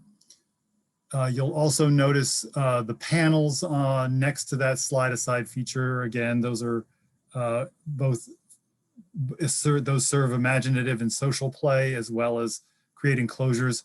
And I'll say something about the enclosures, that those are important places for children who are shy or have sensory processing issues, that they can take refuge in those areas and still look out and be part of the play, participating visually, participating as an observer, but being able to take a break. And that can be an important thing for all kids to be able to do. Okay, now going back to the right, the last slide on the right side is a double slide. That's an important inclusion feature for parallel play. Kids can play sliding down together, sliding to see who could do something different. It's an engagement tool as well as just a physical experience. So that's an important feature. And then I'll just point out that in this layout, the train moves from where it is in the current playground. It moves over to the east side of the site, and it is it's less visible to the park exposure than it would be at the current location. So the next slide. So Jason, do you want to take that? Yep, so option 2, this is another site plan of option 2. As you can see, one of the key differences here is we go from a 72-inch platform height to a 60-inch platform height. So you basically lose one of those zigzags in the existing site plan. So it's slightly shorter platform, But by doing that, because of the fall zone associated with that smaller platform, it allows us to reconfigure the playground and put some additional features in the playground itself. And we can go ahead and go to the next slide. One of those features included in option 2 is this climbable cone spinner. This is as a dad with 3 young kids, Paul laughs at me every time we talk about this because my kids would love this feature. This is a piece that allows kids of all abilities to actually play together. It spins while you climb at the same time. It's actually got 2 platforms for kids to sit and play and climb on, and it's a really unique feature. Option 2 includes this climbable cone spinner because we are able to shift the playground around and fit some additional features in it. Next slide. And Paul, go ahead and touch on the other specific components of this design. Great. So again, I'm going to work from left to right. At the very left of this picture, you see that there's a little train station feature that's in both designs. I just want to point that out. And then the train is again on the west side of the site, which is closer to where the current train is. And in the main climber structure, you still have a lot of the same features as you have in the option 1. There are just not as many of them. You have those under platform play areas, as well as the slides, the slide aside and the double slide, but you don't have the 8-foot slide from the option 1. And then moving over to the right side, of course, you see the cone spinner, and there's also 2 smaller spinners. They're maybe hard to see, but they're in front of the cone spinner. One is a cup spinner, and the other one is a pole spinner. These are important for inclusivity because children who are not ready to participate in social spinning on the cone spinner can do parallel play on those individual spinner pieces. And this is a very important concept in inclusivity, is that you give children a range of challenges so that they can work their way up to something that they can't quite handle in their current development stage. So, kids who find the activity on the cone spinner intimidating can back off and use one of these individual spinners and still feel like they're part of the play. Next slide. So to recap, the option 1 has 6 platforms, option 2 has 5. The strength of option 1 is it provides more ADA accessible activities, especially the height-oriented ones. Option 2 is more inclusive spinning activities. And in terms of cost, the option 1 is slightly more than option 2, roughly about $20,000 more. Option 2 offers a little bit more social play options, and option 2 also makes the train a little bit more visible to the rest of the park, which is a signature piece for this playground. Next slide. As I emailed the commission this week, I emailed you hot off the press inclusivity analysis of these 2 options by the consulting firm Let's Kids Play. They were very positive about both options, and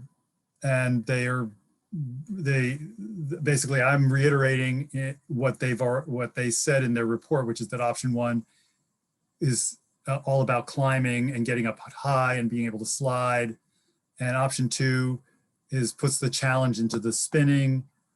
And so there's just different emphasis. And in both slides, in both options, the train is the cool piece, the charismatic piece for the site, and that's accessible to everybody. It has something for kids of very wide-ranging abilities. And the one thing that inclusivity analysis opined was that in the consultant's opinion, option 2 was the better choice because it had just had a little bit more variety of social play and challenge in the cone spinner. Next slide. So that's one choice. When I'm gonna go through the 2 other choices here, and then we're gonna stop and let the commission deal with all 3 choices at once. So the accessible whirl is a choice that the commission is being asked to look at. That was the top rated spinning device in our polling. It got 58% of the poll. Next slide. And I just want to show you where that is in the playground. It's in the very kind of, I call it the back corner. It's the eastern corner of the site. In order to put the accessible whirl in, it would mean reconfiguring the curbing in that corner to create the space for the fall zones of both pieces of equipment. And that means the 2 smaller cup spinners, or the cup spinner and the pole spinner, would go away in favor of this accessible spinner. But this accessible spinner provides something that this playground and no playground on Mercer Island currently has, which is a self-supported wheelchair access for spinning activity. We did have that at Luther Burbank Park, and that equipment has failed and since been removed. And this really kind of expands the activities for wheelchair users. So it's a really cool option. But we're asking the commission to weigh in on the value added. The cost of adding the accessible whirl is another $28,000. Next slide. And then the final choice is safety surfacing. Next slide. The choices are pour in place resilient rubber surfacing like we have at Luther Burbank Park. Next slide. Option 2 is, yeah, go ahead. Option 2, the other option is what they call play grass. They don't call it play turf because that makes it too much like athletic turf, and it is a very different product than athletic turf. It doesn't have some of the same construction that athletic turf has. It's a different product altogether. So this is a little bit cheaper than resilient rubber. And one of the other benefits of this is that children tend to like to sit down and do ground level play on it, which they don't typically do on resilient rubber. So that's an advantage. So option 3, next slide, is mixing the 2 up. And that's what was favored at the public meeting. By far, everybody liked the idea of having both and having them in the right places. So next slide, please. What we're proposing is that we have the play grass under the climbing structure, and that we use the resilient rubber in high wear areas, specifically under the swings, because the swings, you know, that area right beneath each swing just gets hammered. And the area right around the train will get hammered. Areas around the spinners get hammered. And so the resilient rubber is really a good choice around those very active play pieces. But what we're asking for tonight is whether an additional amount of design work in this resilient rubber is value added. So this is one option, is to have a fairly simple design. You see there's a little bit of a train track coming off the train, and there's a couple of little smoke clouds in the resilient rubber. But next slide. We have another option of being more elaborate, having a train track that goes across the rubber all the way to the other side, and having a railroad crossing. And this more elaborate design adds a $20,000 cost to the project. And the question is, you know, does this represent value added to the commission?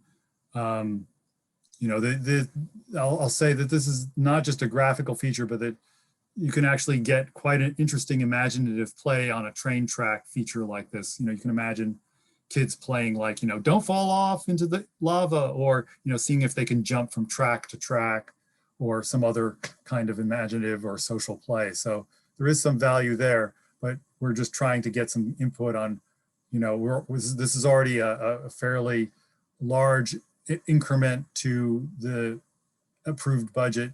We just need to have a check on whether there is, value here. Next slide. So here's where we pause, and this is a good chance for the commission to discuss these three options. One is whether we go with the 72-inch platform or the 60-inch platform design. Two, whether we include the accessible whirl at an additional cost of $28,000. And three, if the simple or more elaborate design in the pour-in-place surfacing is the preference.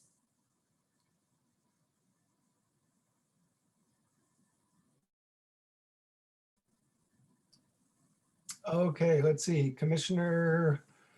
Oh, good, lots of questions. Commissioner Birkenwald. Okay, this is Commissioner Birkenwald. The first, can you clarify in option 1 where the train is moved from its current location to the eastern side, is that correct? That's correct. Yeah, and my concern with that is that right now the train park is typically used for littler kids. It really attracts like a younger, I would say anywhere from like 1 to 2 until probably 7. I think that's like the typical age that you see there. And I would say it sort of skews younger. And what makes me nervous about having the train on the other side is that it's really close to the road. And so unless you're willing to put a fence up, that I would not feel comfortable having my 2-year-old playing over on the train, knowing that all of a sudden they could bolt. It's really not that far between the road. there's that grass section, but that would make me really nervous. So unless you're scooting the park away from the road, but it sounds like you're trying to be in the existing footprint, that I wouldn't want my kid to play on that side. So if that's the case, then I think option 2 would be a better choice, because the way the park is situated now, you can let the little kids, it's like they're fenced in sort of, because they have to like get up on that lip to go over to the other play area. So you as a parent can sit there and kind of relax, but you can't go to a park. Like my 2-year-old's crazy. I can't take him to a place where he's going to run away into the street. Because it's not relaxing for me. I can't do that, and I have 2 other kids to look out for that are going to try and kill themselves at the same time. So that's my main concern with switching the location. And then the other consideration is, so option 1 versus option 2, again, option 1 was a lot higher off the ground. And so there's just not a lot of options for those younger kids to be like, you're afraid they're going to fall off that gigantic platform because they're going to get up there. And so, that's okay when they're kind of little. Like I have a 2-year-old. I think it's okay to have them walk around that play structure, but it's better if there's more lower options to the ground. So that would be my consideration. I think that option 2 has a lot of lower, it looked like it was a little bit of a lower playground. So it'd be better for little kids. So your point on that's another strength of option 2 is you do have a moderated height. We have already anticipated what you're concerned about in terms of kids and the street. We're including in the budget a fence that runs from the thrift store all the way to the path, the entry path that's to the north of the playground to block kids from being able to get to the street on that side of the playground. So that will help. It's not a total fence around the entire playground, but they can't just beeline for the street. They'd have to go all the way to the end to go around the end of that fencing. Hopefully. That would be fine. I think that would be fine. Yeah. Yeah. So I hope that's sufficient. Commissioner McCarthy. Thank you. This is Commissioner McCarthy. I went to attended the meeting with the public and listened to the responses there, and also looking at what's in our package about what people wanted from that. And there was a lot of people on there that expressed that they really wanted to have the highest option to get the most use out of it, because when Rainbow Park at the south end was redone, that playground went from being one that a wide range of kids could be at to being an extremely just for little kids park. And there's a lot of people that were disappointed in that one. So I would tend to go towards the higher one. I do love that you guys are going to put the fence in there.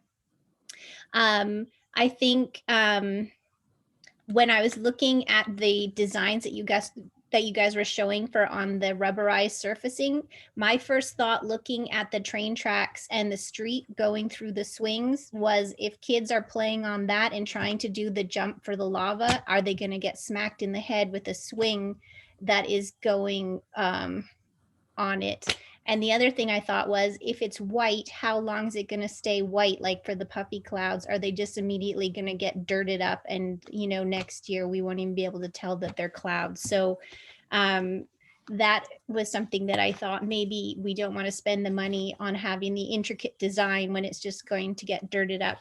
My thoughts about the spinner was, because you mentioned about the one at Luther Burbank, there was a lot of problems with that one and it didn't work out very well. So is that a problem with spinners in general, or was just that particular one? Are we going to invest this money and then it's going to have to be taken out in 3 years because it's already broken? And that seems like a bit of a waste for us. And then finally, I wanted to say about the color, I really love the idea of the natural with pops, and I would love it if we would consider maroon, which is the color of Mercer Island schools, and the kids would love that. Even I think the teenagers would get a little bit of pride out of having maroon incorporated into the color scheme. Thank you. Thank you, Commissioner McCarthy. Just real quickly to touch on the spinner at Luther Burbank Park. So I was reminded by Paul that the Luther Burbank playground was installed in it's what, how old is it now, Paul? Remind me. It's almost 10 years old. It's almost 10 years old. So I will also say that the way, no matter what spinner it is, whether it's the accessible whirl or even the spinning cups, just because of the type of motion and the bearings associated with those types of play features, they tend to wear out quicker. They're very popular features on a playground, and they are just more prone to challenges along the way. It's sort of the trade-off with the equipment itself. If I will say the issue with Luther Burbank Park in terms of that specific piece going back in at Luther is, since that playground is 10 years old, the safety standards have changed, and the fall zone around that structure, around that piece, is no longer adequate to put that specific spinner back in at that park. And so, you know, it's just something we're having to deal with. It will be a different spinner that goes in. It won't be the accessible world, but just your feedback is very good. Thank you. Yeah, thanks for that, Jason. One other thing that I wanted to ask about was, do we have the date of the demolition of Mercerdale Park yet? Do we have a set date for that? I believe crews are actually starting this weekend. May 8th and 9th is when they will start to demolish the existing playground. The swings will remain for a slight period longer, just so that there will be something out there, but the rest of the structure will start coming down this weekend, is what we anticipate. Okay, so I noticed that there weren't actually, or I didn't see any swings actually there when I drove past there the other day. Is there actually going to be swings put up if there isn't swings there? I will follow up with our parks operations manager to make sure, but my understanding is that the swings would still be usable. And if the swings aren't there, it's perhaps that when they went to replace the swings as part of their inspection they recently performed, they probably have to be replaced, but I will follow up and make sure. Awesome, thank you. Commissioner Richter. Hi, Amy Richter. I have a comment and then a question. So I really loved the enhanced design on the rubberized surface. I think that could open up that whole area for additional play with the imaginative play, Paul, that you were talking about. I could see my own kids when they were younger totally taking advantage of that and using that space to have more fun and to utilize more space in the the playground. So I really love that. I love that aspect. And then my question is, when comparing option 1 and option 2, the slide said in option 1 it had more ADA options than option 2, and I was wondering if you could just explain or just review what additional feature gives it more ADA than option 2? Yes, so it simply has 6 platforms instead of 5. So at each platform, there's activities, panels, etc. I mean, just the fact of every platform there being ADA accessible, and then you have another platform, and a platform, the additional platform that you have at an option 1 is the tallest platform. So you have 2 slides coming off of that platform, as well as a climb down feature. That's not ADA accessible, the climb down feature, but the 2 slides are. So it's just it's more quantity of ADA accessible activities simply because of the number of platforms that allow for more play features to be added on to that structure. Does that make sense? It does. Thank you. Commissioner Gualtieri. Hi, this is Lynn Gualtieri, but Jason, did you want to answer one of Jody's other questions? Sure. So Vice Chair McCarthy asked a follow-up question to the public comment this evening, and that's what is going to happen to the existing train. The existing train will be retired, it will be demolished, and it will not be repurposed. I know there was a lot of interest from people in repurposing that train, but it is actually probably one of the pieces on that playground that it's actually delaminating. It's probably a larger safety issue and concern, more so than the rest of the equipment actually out there. And so it is not something we intend to repurpose. It will be removed and disposed of properly. So I know it's sad. I know it's beloved by many in the community, but that's unfortunately it served a nice, long, useful life of 20 years.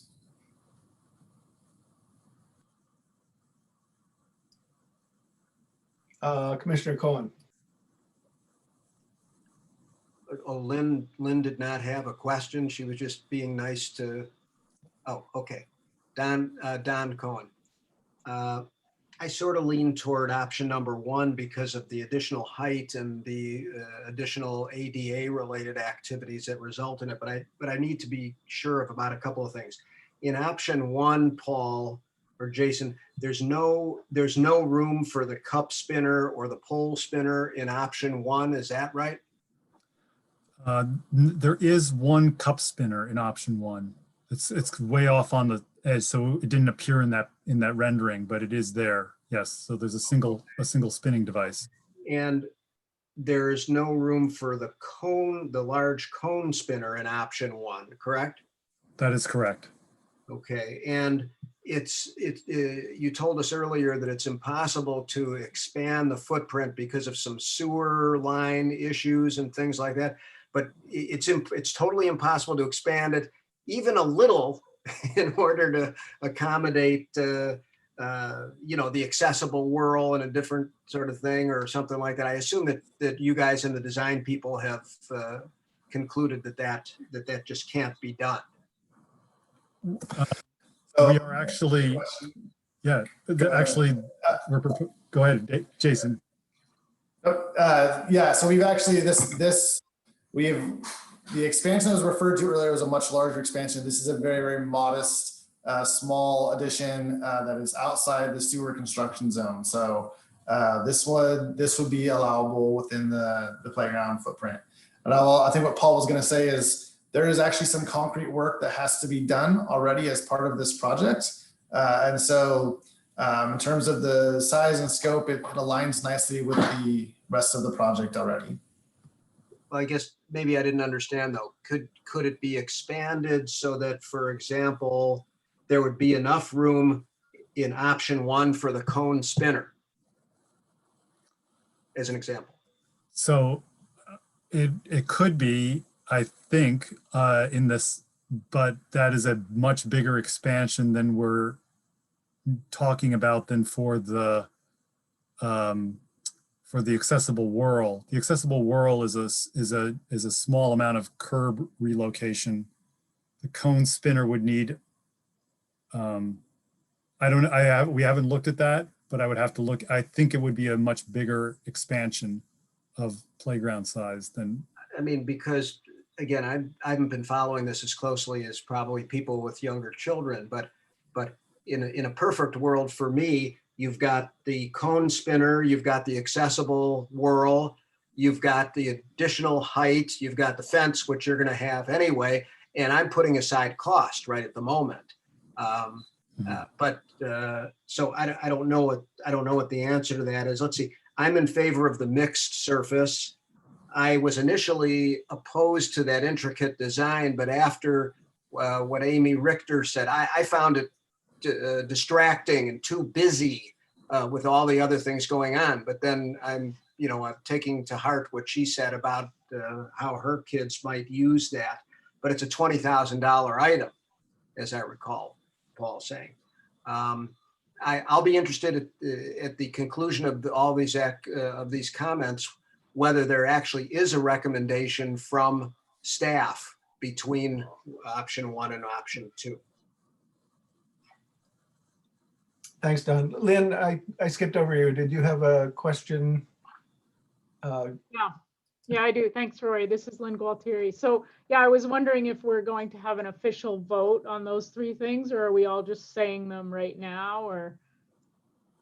Because we can go either way. We can put this in the form of if the commission so desires, into a formal motion on each of those questions, or we can do kind of more informally thumbs up, thumbs down to give the staff our general sense of the direction that we are encouraging them to take. So we can go either way with that.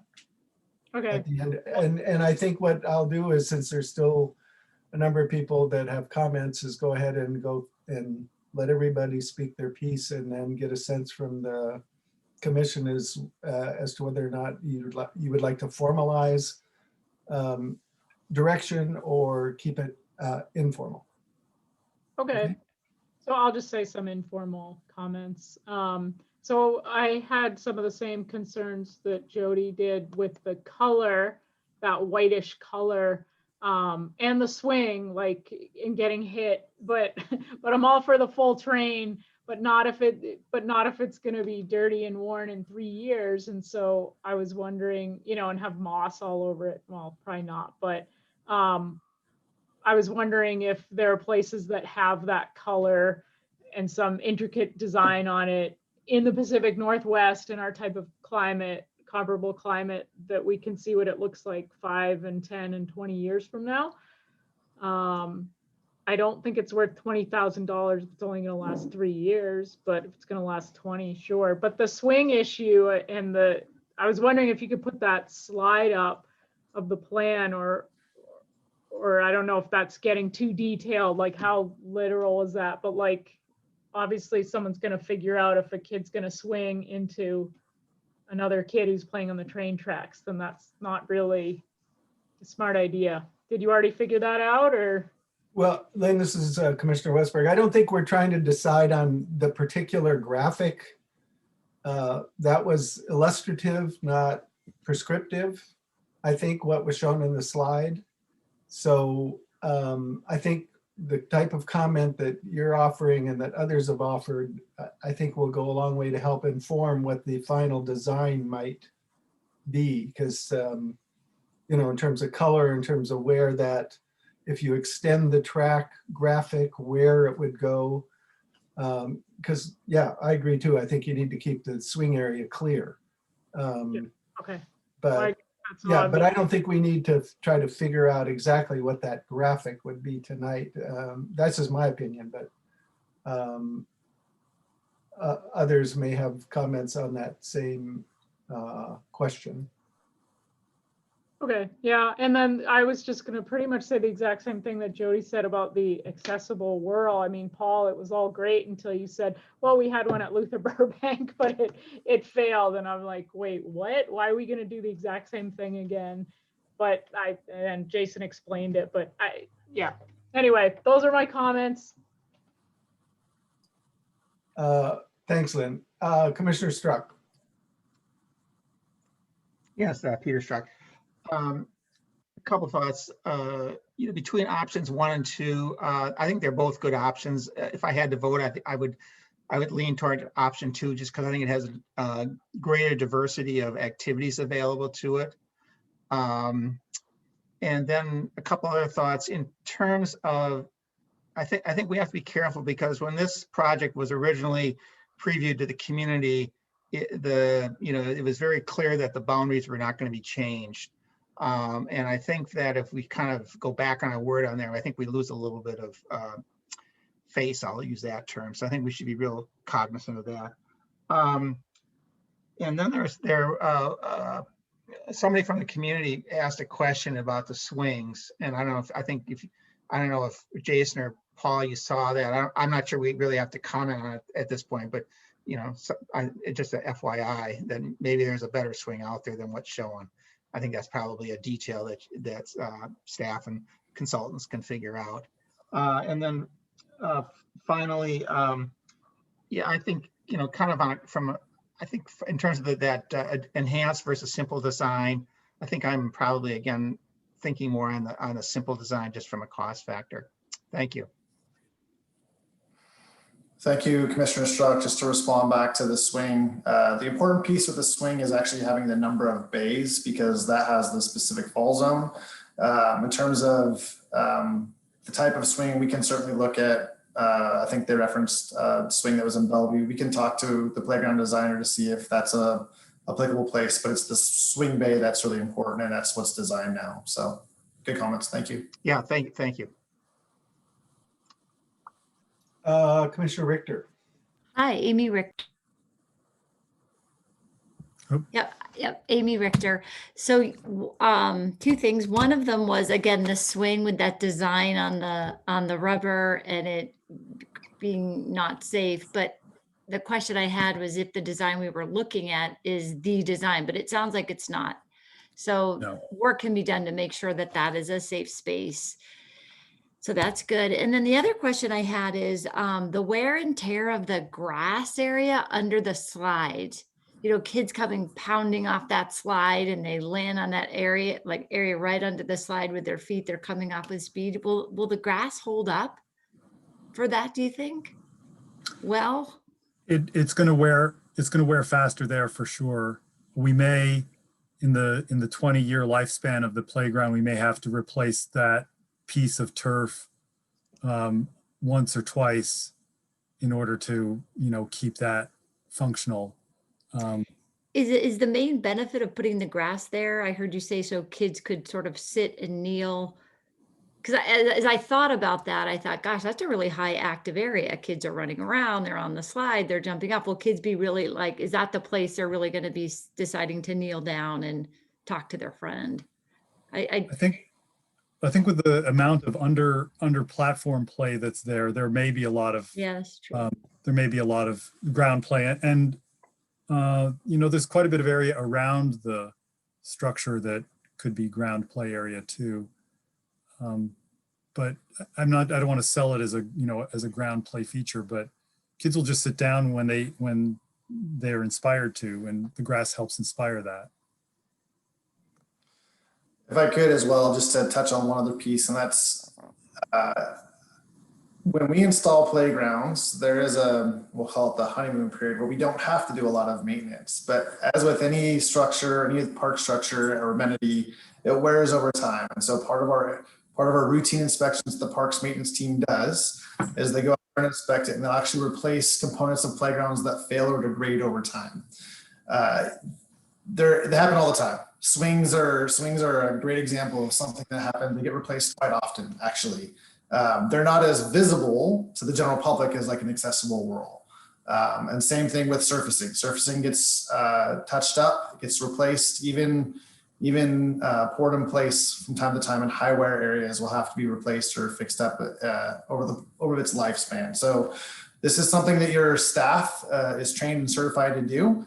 And it's become sort of the normal nuances of our day-to-day business that we do throughout the life of the playground. So hopefully that will help add some context to some of these conversations in terms of, you know, the conversations that's taking place tonight.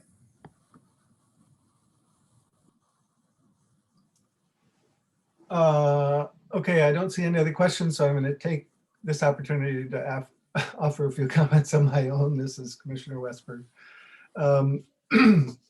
I agree with I think it was Commissioner Struck that said both option 1 and option 2 are great options. They look like terrific playgrounds. As someone who spent a lot of time crawling around playgrounds for the last 5 years with 2 granddaughters, I'm totally in favor of the mixed surface. I'm glad bark is out of the picture entirely, because crawling around in bark is either as a kid or as an adult is in a playground situation is not ideal.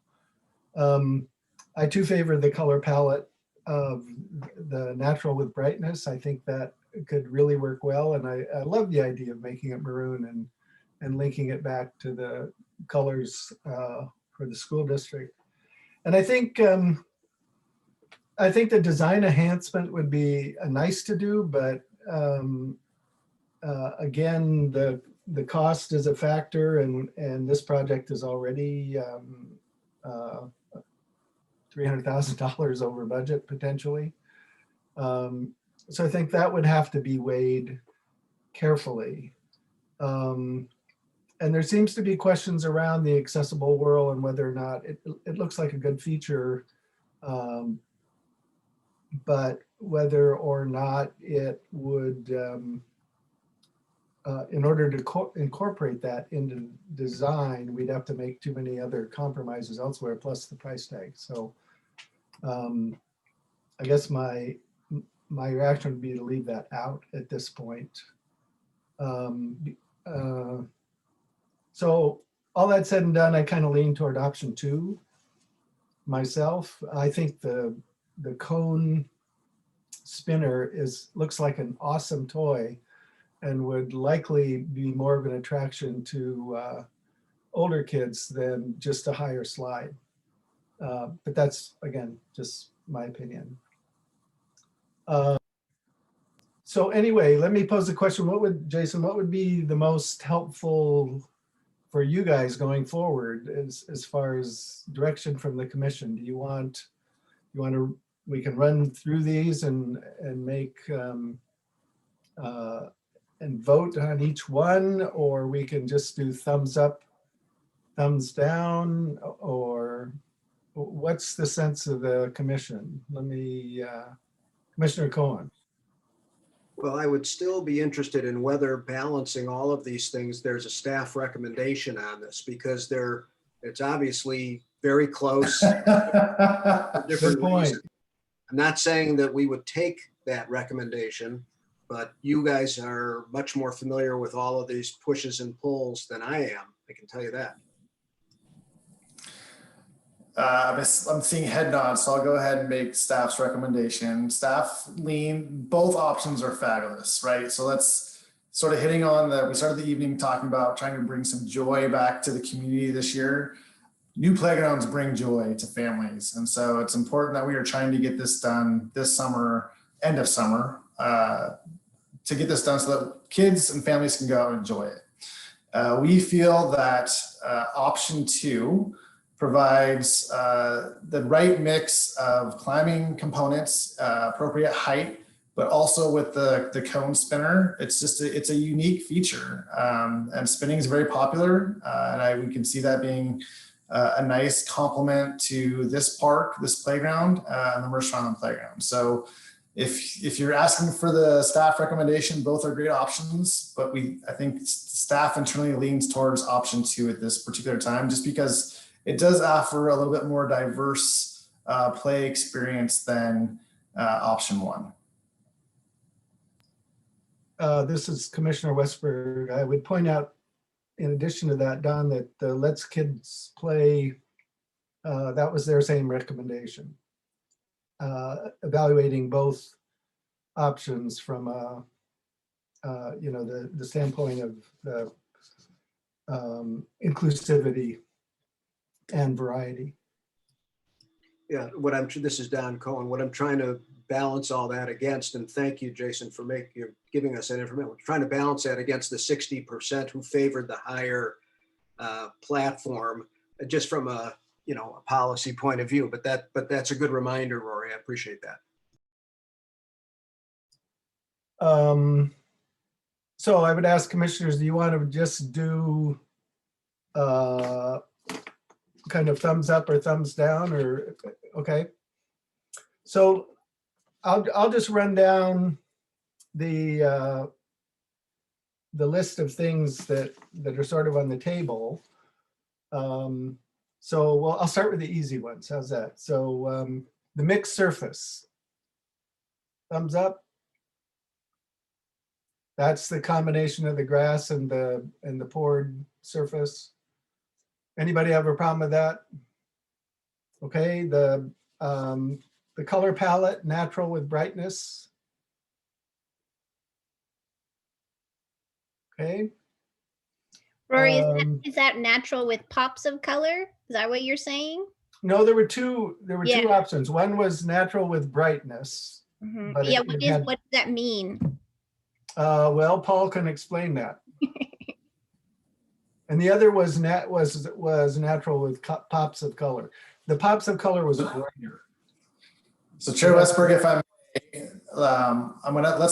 may, can we hold off on the color piece and we'll just go straight to the end of the slide where we had the 4 options, Ryan? But let's go through the other pieces. Okay, sure. Because we haven't other options tonight yet, but we'll just streamline straight. We know time is short. Okay, the accessible world. Do we add that? It would involve an expansion of the park footprint and $28,000 to the overall cost. I'm not seeing a lot of enthusiasm for that. Okay. And then design enhancement in the poured surface. What about that? That was also an additional cost I didn't write down, but it was more than 20,000, I believe. So keep the design simple. Okay, and then finally, option 2 has been recommended by staff and also by the Let's Kids Play. Are there any commissioners that feel strongly that option 2 would not be either their first choice or advisable as Jody, Commissioner McCarthy? Thank you, Jody McCarthy. Again, going to the public meeting, and that was something, and there was a lot of kids that were also on that meeting that were giving their feedback, and they really liked the higher playground. And yes, on Tuesday when we went and we were at Homestead and looking at that playground, I actually made somebody stand up there so we could see how tall that one is. And that slide is actually over 8 feet tall at that park. So that really gave me a sense of 60 inches, which is 5 feet, is not very tall. That's really not going to be something that's entertaining to kids that are over, that are beyond like 5 or 6 years old. And so there was a lot of talk about, let's make this park have things in it for the older kids as well. So for me, that's why I would choose the first one. Thanks. This is Commissioner Westberg. Well, I think the trade-off there, Jody, is, yeah, I agree. When you look at the lower profile, those slides would primarily be for kids, I would say up to age 5 or something. It's smaller kids. The trade-off is adding the cone spinner, because I don't think the kids that were participating in the meeting, they probably never experienced that particular toy. That seemed to offer both the climbing and the height and the thrill, as well as the spinning aspect of it. Jason, how tall is the spinner? We'll look to Paul. Does he know the height of the cone spinner? I don't know that off the top of my head. I don't know what it is. 8 feet, maybe more. I don't know. Yeah, well, that would get height into the playground then if the cone spinner is 8 feet tall. That is, I will say, Commissioner McCarthy, that is the intent. That is part of the intent behind this cone spinners. It does add that higher climbing component in the playground as well. Okay, that does definitely change things. Thank you. Commissioner Richter.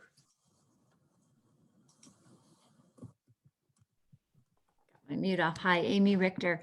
I apologize if I didn't catch this before, but why is it that we can't put the higher slide in option 2? You can't get the additional platform height in option 2 with the cone spinner as well. Because of the overlapping, there's not enough space within the fall zones to accommodate both pieces. Okay, thank you. Commissioner Cohen.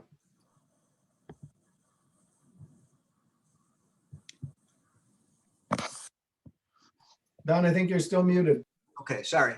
I had a couple of thoughts on Peter's comment earlier that we would be forsaking the views of people if the footprint were expanded at all. I mean, Peter, I wonder if you're willing to comment after I finish mine about if they knew all this information, that if the thing got expanded a little bit, you could put a cone spinner in option 2. Even if it took over a little bit more of the park, if that's possible. Because I understand what you said about people not wanting to take up more of the open space of the park. I don't know whether that is viable or not. I was putting that aside. I was where Jody was originally about the height, but the information about the height of the cone spinner is helpful. And the fact that most of the commissioners seem to be leaning toward option 2, and we've got the recommendation of staff and the recommendation of the consultant, I would probably not vote against option 2 at this point, although I'm mixed because of the community support for height. Thanks, Don. Any other comments? So I'd say we've got as a commission, we've got a slight incline, a slight lean toward option 2, with acknowledging the fact that the participants in the April meeting the majority had expressed a preference for the higher slide area, and that is of some significance to us as a commission. Not wanting to discard that entirely, but appreciating the variety and the excitement that the second option could provide. A kind of a unique experience among Mercer Island playgrounds. Anything else? Any other comments?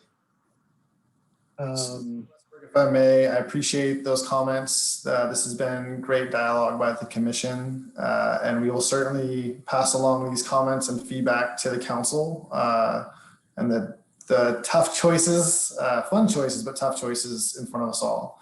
I see Commissioner Richter has her hand up, and then Ryan, if you could you pull up the last slide with the 4 color options, just so we can touch on that real quick, because I think that's the one last standing piece. Okay, Commissioner Richter. I can make it fast. What sold me on the option 2 is when I heard somebody say that the piece, the cone piece, or whatever we're calling that it'll be attractive to older kids. I just really like that, because then you just don't have kids aging out of that park at 5 or 6 years old. I mean, maybe you can keep them there and interested till 9 or 10. So I think that's a real benefit. Okay, Paul, I guess you're pulling up a slide. Okay, Ryan.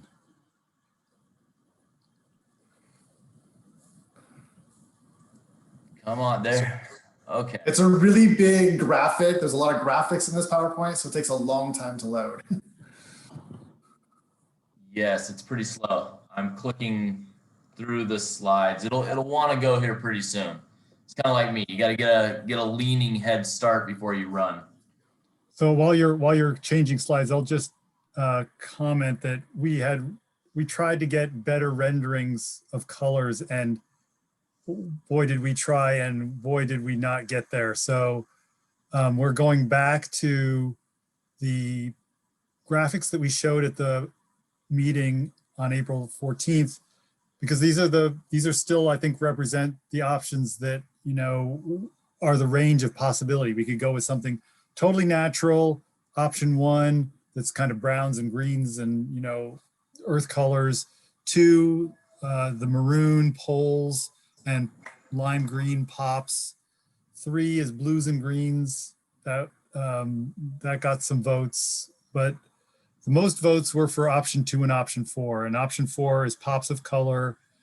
And I'll say these renderings are not, you know, these are not great either. Like they make the colors all look very solid, whereas like the fabric canopies are not that color green. They have darker threads woven into them, which mute the color. You know, the orange is pretty shiny and bright in these renderings, and it isn't quite that way in real life. So I'm just saying, you know, take this with a grain of salt. The staff has a lot more work to do to try to, you know, make the color scheme more sophisticated. Try, you know, in other words, we're gonna look at not having every single pole in the climber be the same color. Like, let's maybe break it into 2 different color schemes that are complementary, and that reduces the mass of the climbing structure. But we would love to hear from the commissioners, you know, among these 4 options, where do you gravitate to?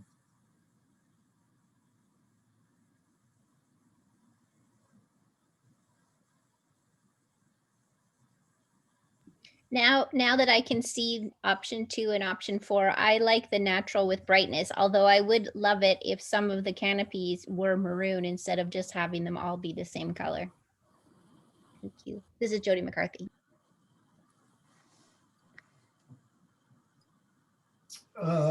This is Commissioner Westberg. Yeah, that's the one I lean toward too. Commissioner Richter has her hand up. This is Amy Richter. It's funny to hear myself say this because gray and brown are one of my favorite color, I love natural colors, but I'm really drawn to option 4.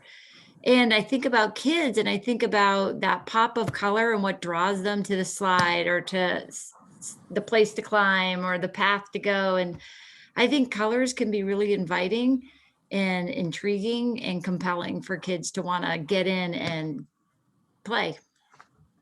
Thank you.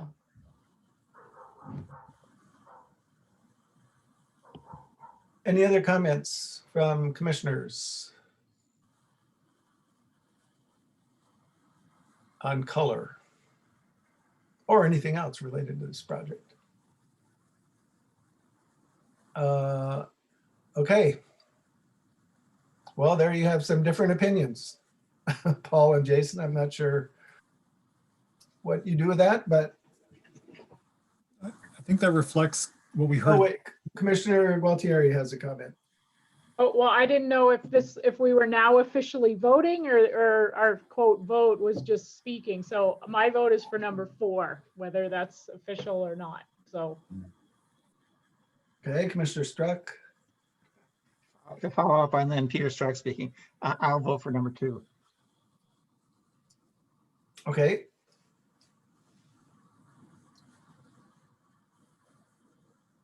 Anybody else want to weigh in? Or is that all of us?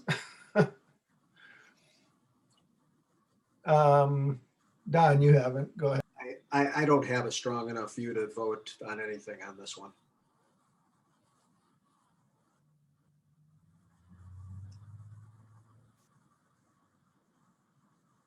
I think we're maybe kind of split evenly on this then among the commissioners who voiced an opinion. So that gives you some latitude. Jason? No, I think it's great. Color is very challenging. It is, we certainly know when we get it wrong, but the fact that we have a split group here, the fact that we had a split group with the April 14th community meeting, that we have a little bit of leeway, but we'll stay within the natural characteristics, and we'll work with our team to get the colors fine-tuned. So just real quickly, I appreciate all the commissioner feedback this evening. Our next step is to go before the city council on May 18th. We will incorporate the commissioner's feedback tonight, and that will include an appropriation request to the council. We understand that the Preschool Association and some others are interested in private contributions, which will be great, but we intend to ask for the council to appropriate this project and get it moving. And the commission will call that it's a 6 to 8 week lead time on the playground equipment. So time is short to get this in by the end of summer, but that's what we're working towards this time. So with that, I thank you all for spending some time to talk about playgrounds. And this is a really important project as we move forward. Thank you. Commissioner Richter, did you have a question? You had your hand up there for a minute. No, I did not. Okay, thanks.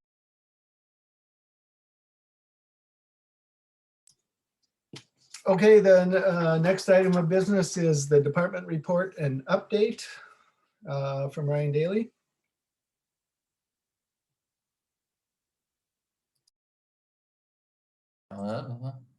It must be getting late. I forgot to take myself off mute. Let me share my screen real quick. This will be a quick update. You covered some of the major items already. So let me make sure I get the right one.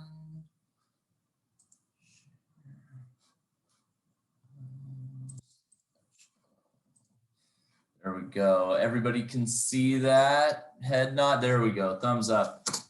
Hey, it was mentioned earlier, we have a new team member, and honestly, I'll tell you, our group is extremely excited. Kinlan Jackson is our new recreation specialist. He's primarily focused on field rentals and summer camps. And then you see the and more, because obviously we do have a lot of things moving forward this summer. He's really hit the ground running. Kinlan came to us originally pre-COVID. He just started volunteering, wanting to get involved in parks and recreation and doing a variety of activities. And he worked with our senior programs as well as events for the city of Mercer Island. Wealth of experience, master's in sports and athletic administration. He serves as an adjunct professor at PLU, para-educator, just a really well-rounded background. So gives us a lot of opportunity to utilize him in a variety of areas, which is exactly what we need right now. So hopefully we'll get a chance to introduce you to Kinlan in person here in the future. We're still in phase 3. Hey, on Tuesday, we weren't quite sure which direction we were going to go, but I don't know if any of us saw a pause occurring, but that's where we ended up. And so the team continues to evaluate what we can offer within phase 3, specifically, with the events and whatnot that we're contemplating this summer, what we can permit and how we can permit them falls under this guidance. So that's very helpful. Just a reminder to the commission, this wouldn't have affected our summer camps. Summer camps are allowed in phase 2. So I would imagine at our next Parks and Rec Commission meeting, I'll be updating you on whatever phase we're in there and how that may be impacting our operations on the recreation side. P-patch. As I'm sure some of you, your yards are growing as much as some of the items in the P-patch. Just wanted to touch on this program. It's one that we maintained through the pandemic. We have 59 spots up there. The area is right behind the community center here up on Kite Hill. Each plot is 400 square feet. And just a sort of an interesting fact is in the past, when the YFS Food Bank was operating, some of the goods that were grown up there were donated to the food bank, and that was really helpful. Created an additional connection. I would just add that the pea patchers, they're a resilient bunch. As you know, over the last year, we haven't been able to provide maybe the level of support we would like to from a maintenance standpoint. And this group was extremely understanding to that challenge that we were facing. However, the city does continue to provide a few different levels of service, including access to wood chips that we would put up there to use in the beds, water access, and then we also provide just a general level of maintenance up in that area. We do not do anything within the actual pea patch plots to service them. That would be at the participants' own discretion. Just a reminder, summer camps, those registrations are rolling in. We have an excellent turnout this summer. We're still working on filling camps, but our registrations are going very well. I think maybe surprisingly well from taking a year off last year. So shows a couple of things. One, we always have, and we will continue to offer very quality programs, but also that there's a community need for children to get out and be active. And so those are the options. The information is on the slide, and I presume many of those camps will be coming up on their capacity here very soon. Traditionally, we start to hit that right around mid-May for the more popular programs, and I would fully expect that again this year.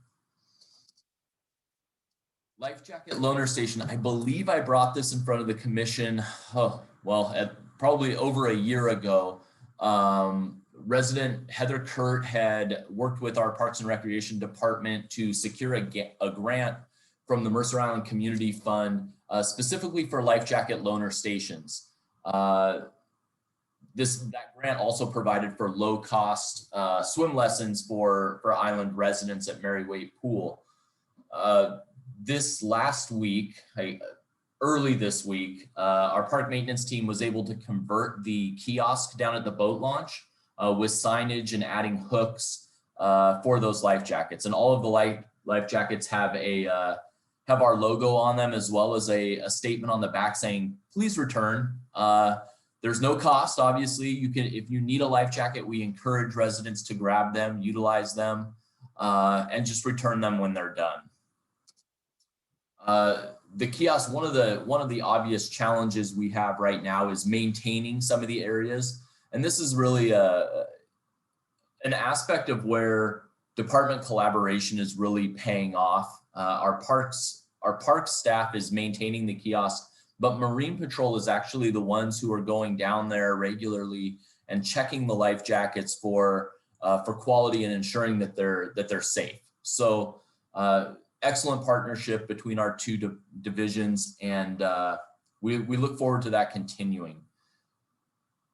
In the future, what we're looking at is Groveland Beach, Clark Beach, and Luther Burbank swim area having similar kiosks. The funding came through the grant, so now the actual challenge is the implementation of those.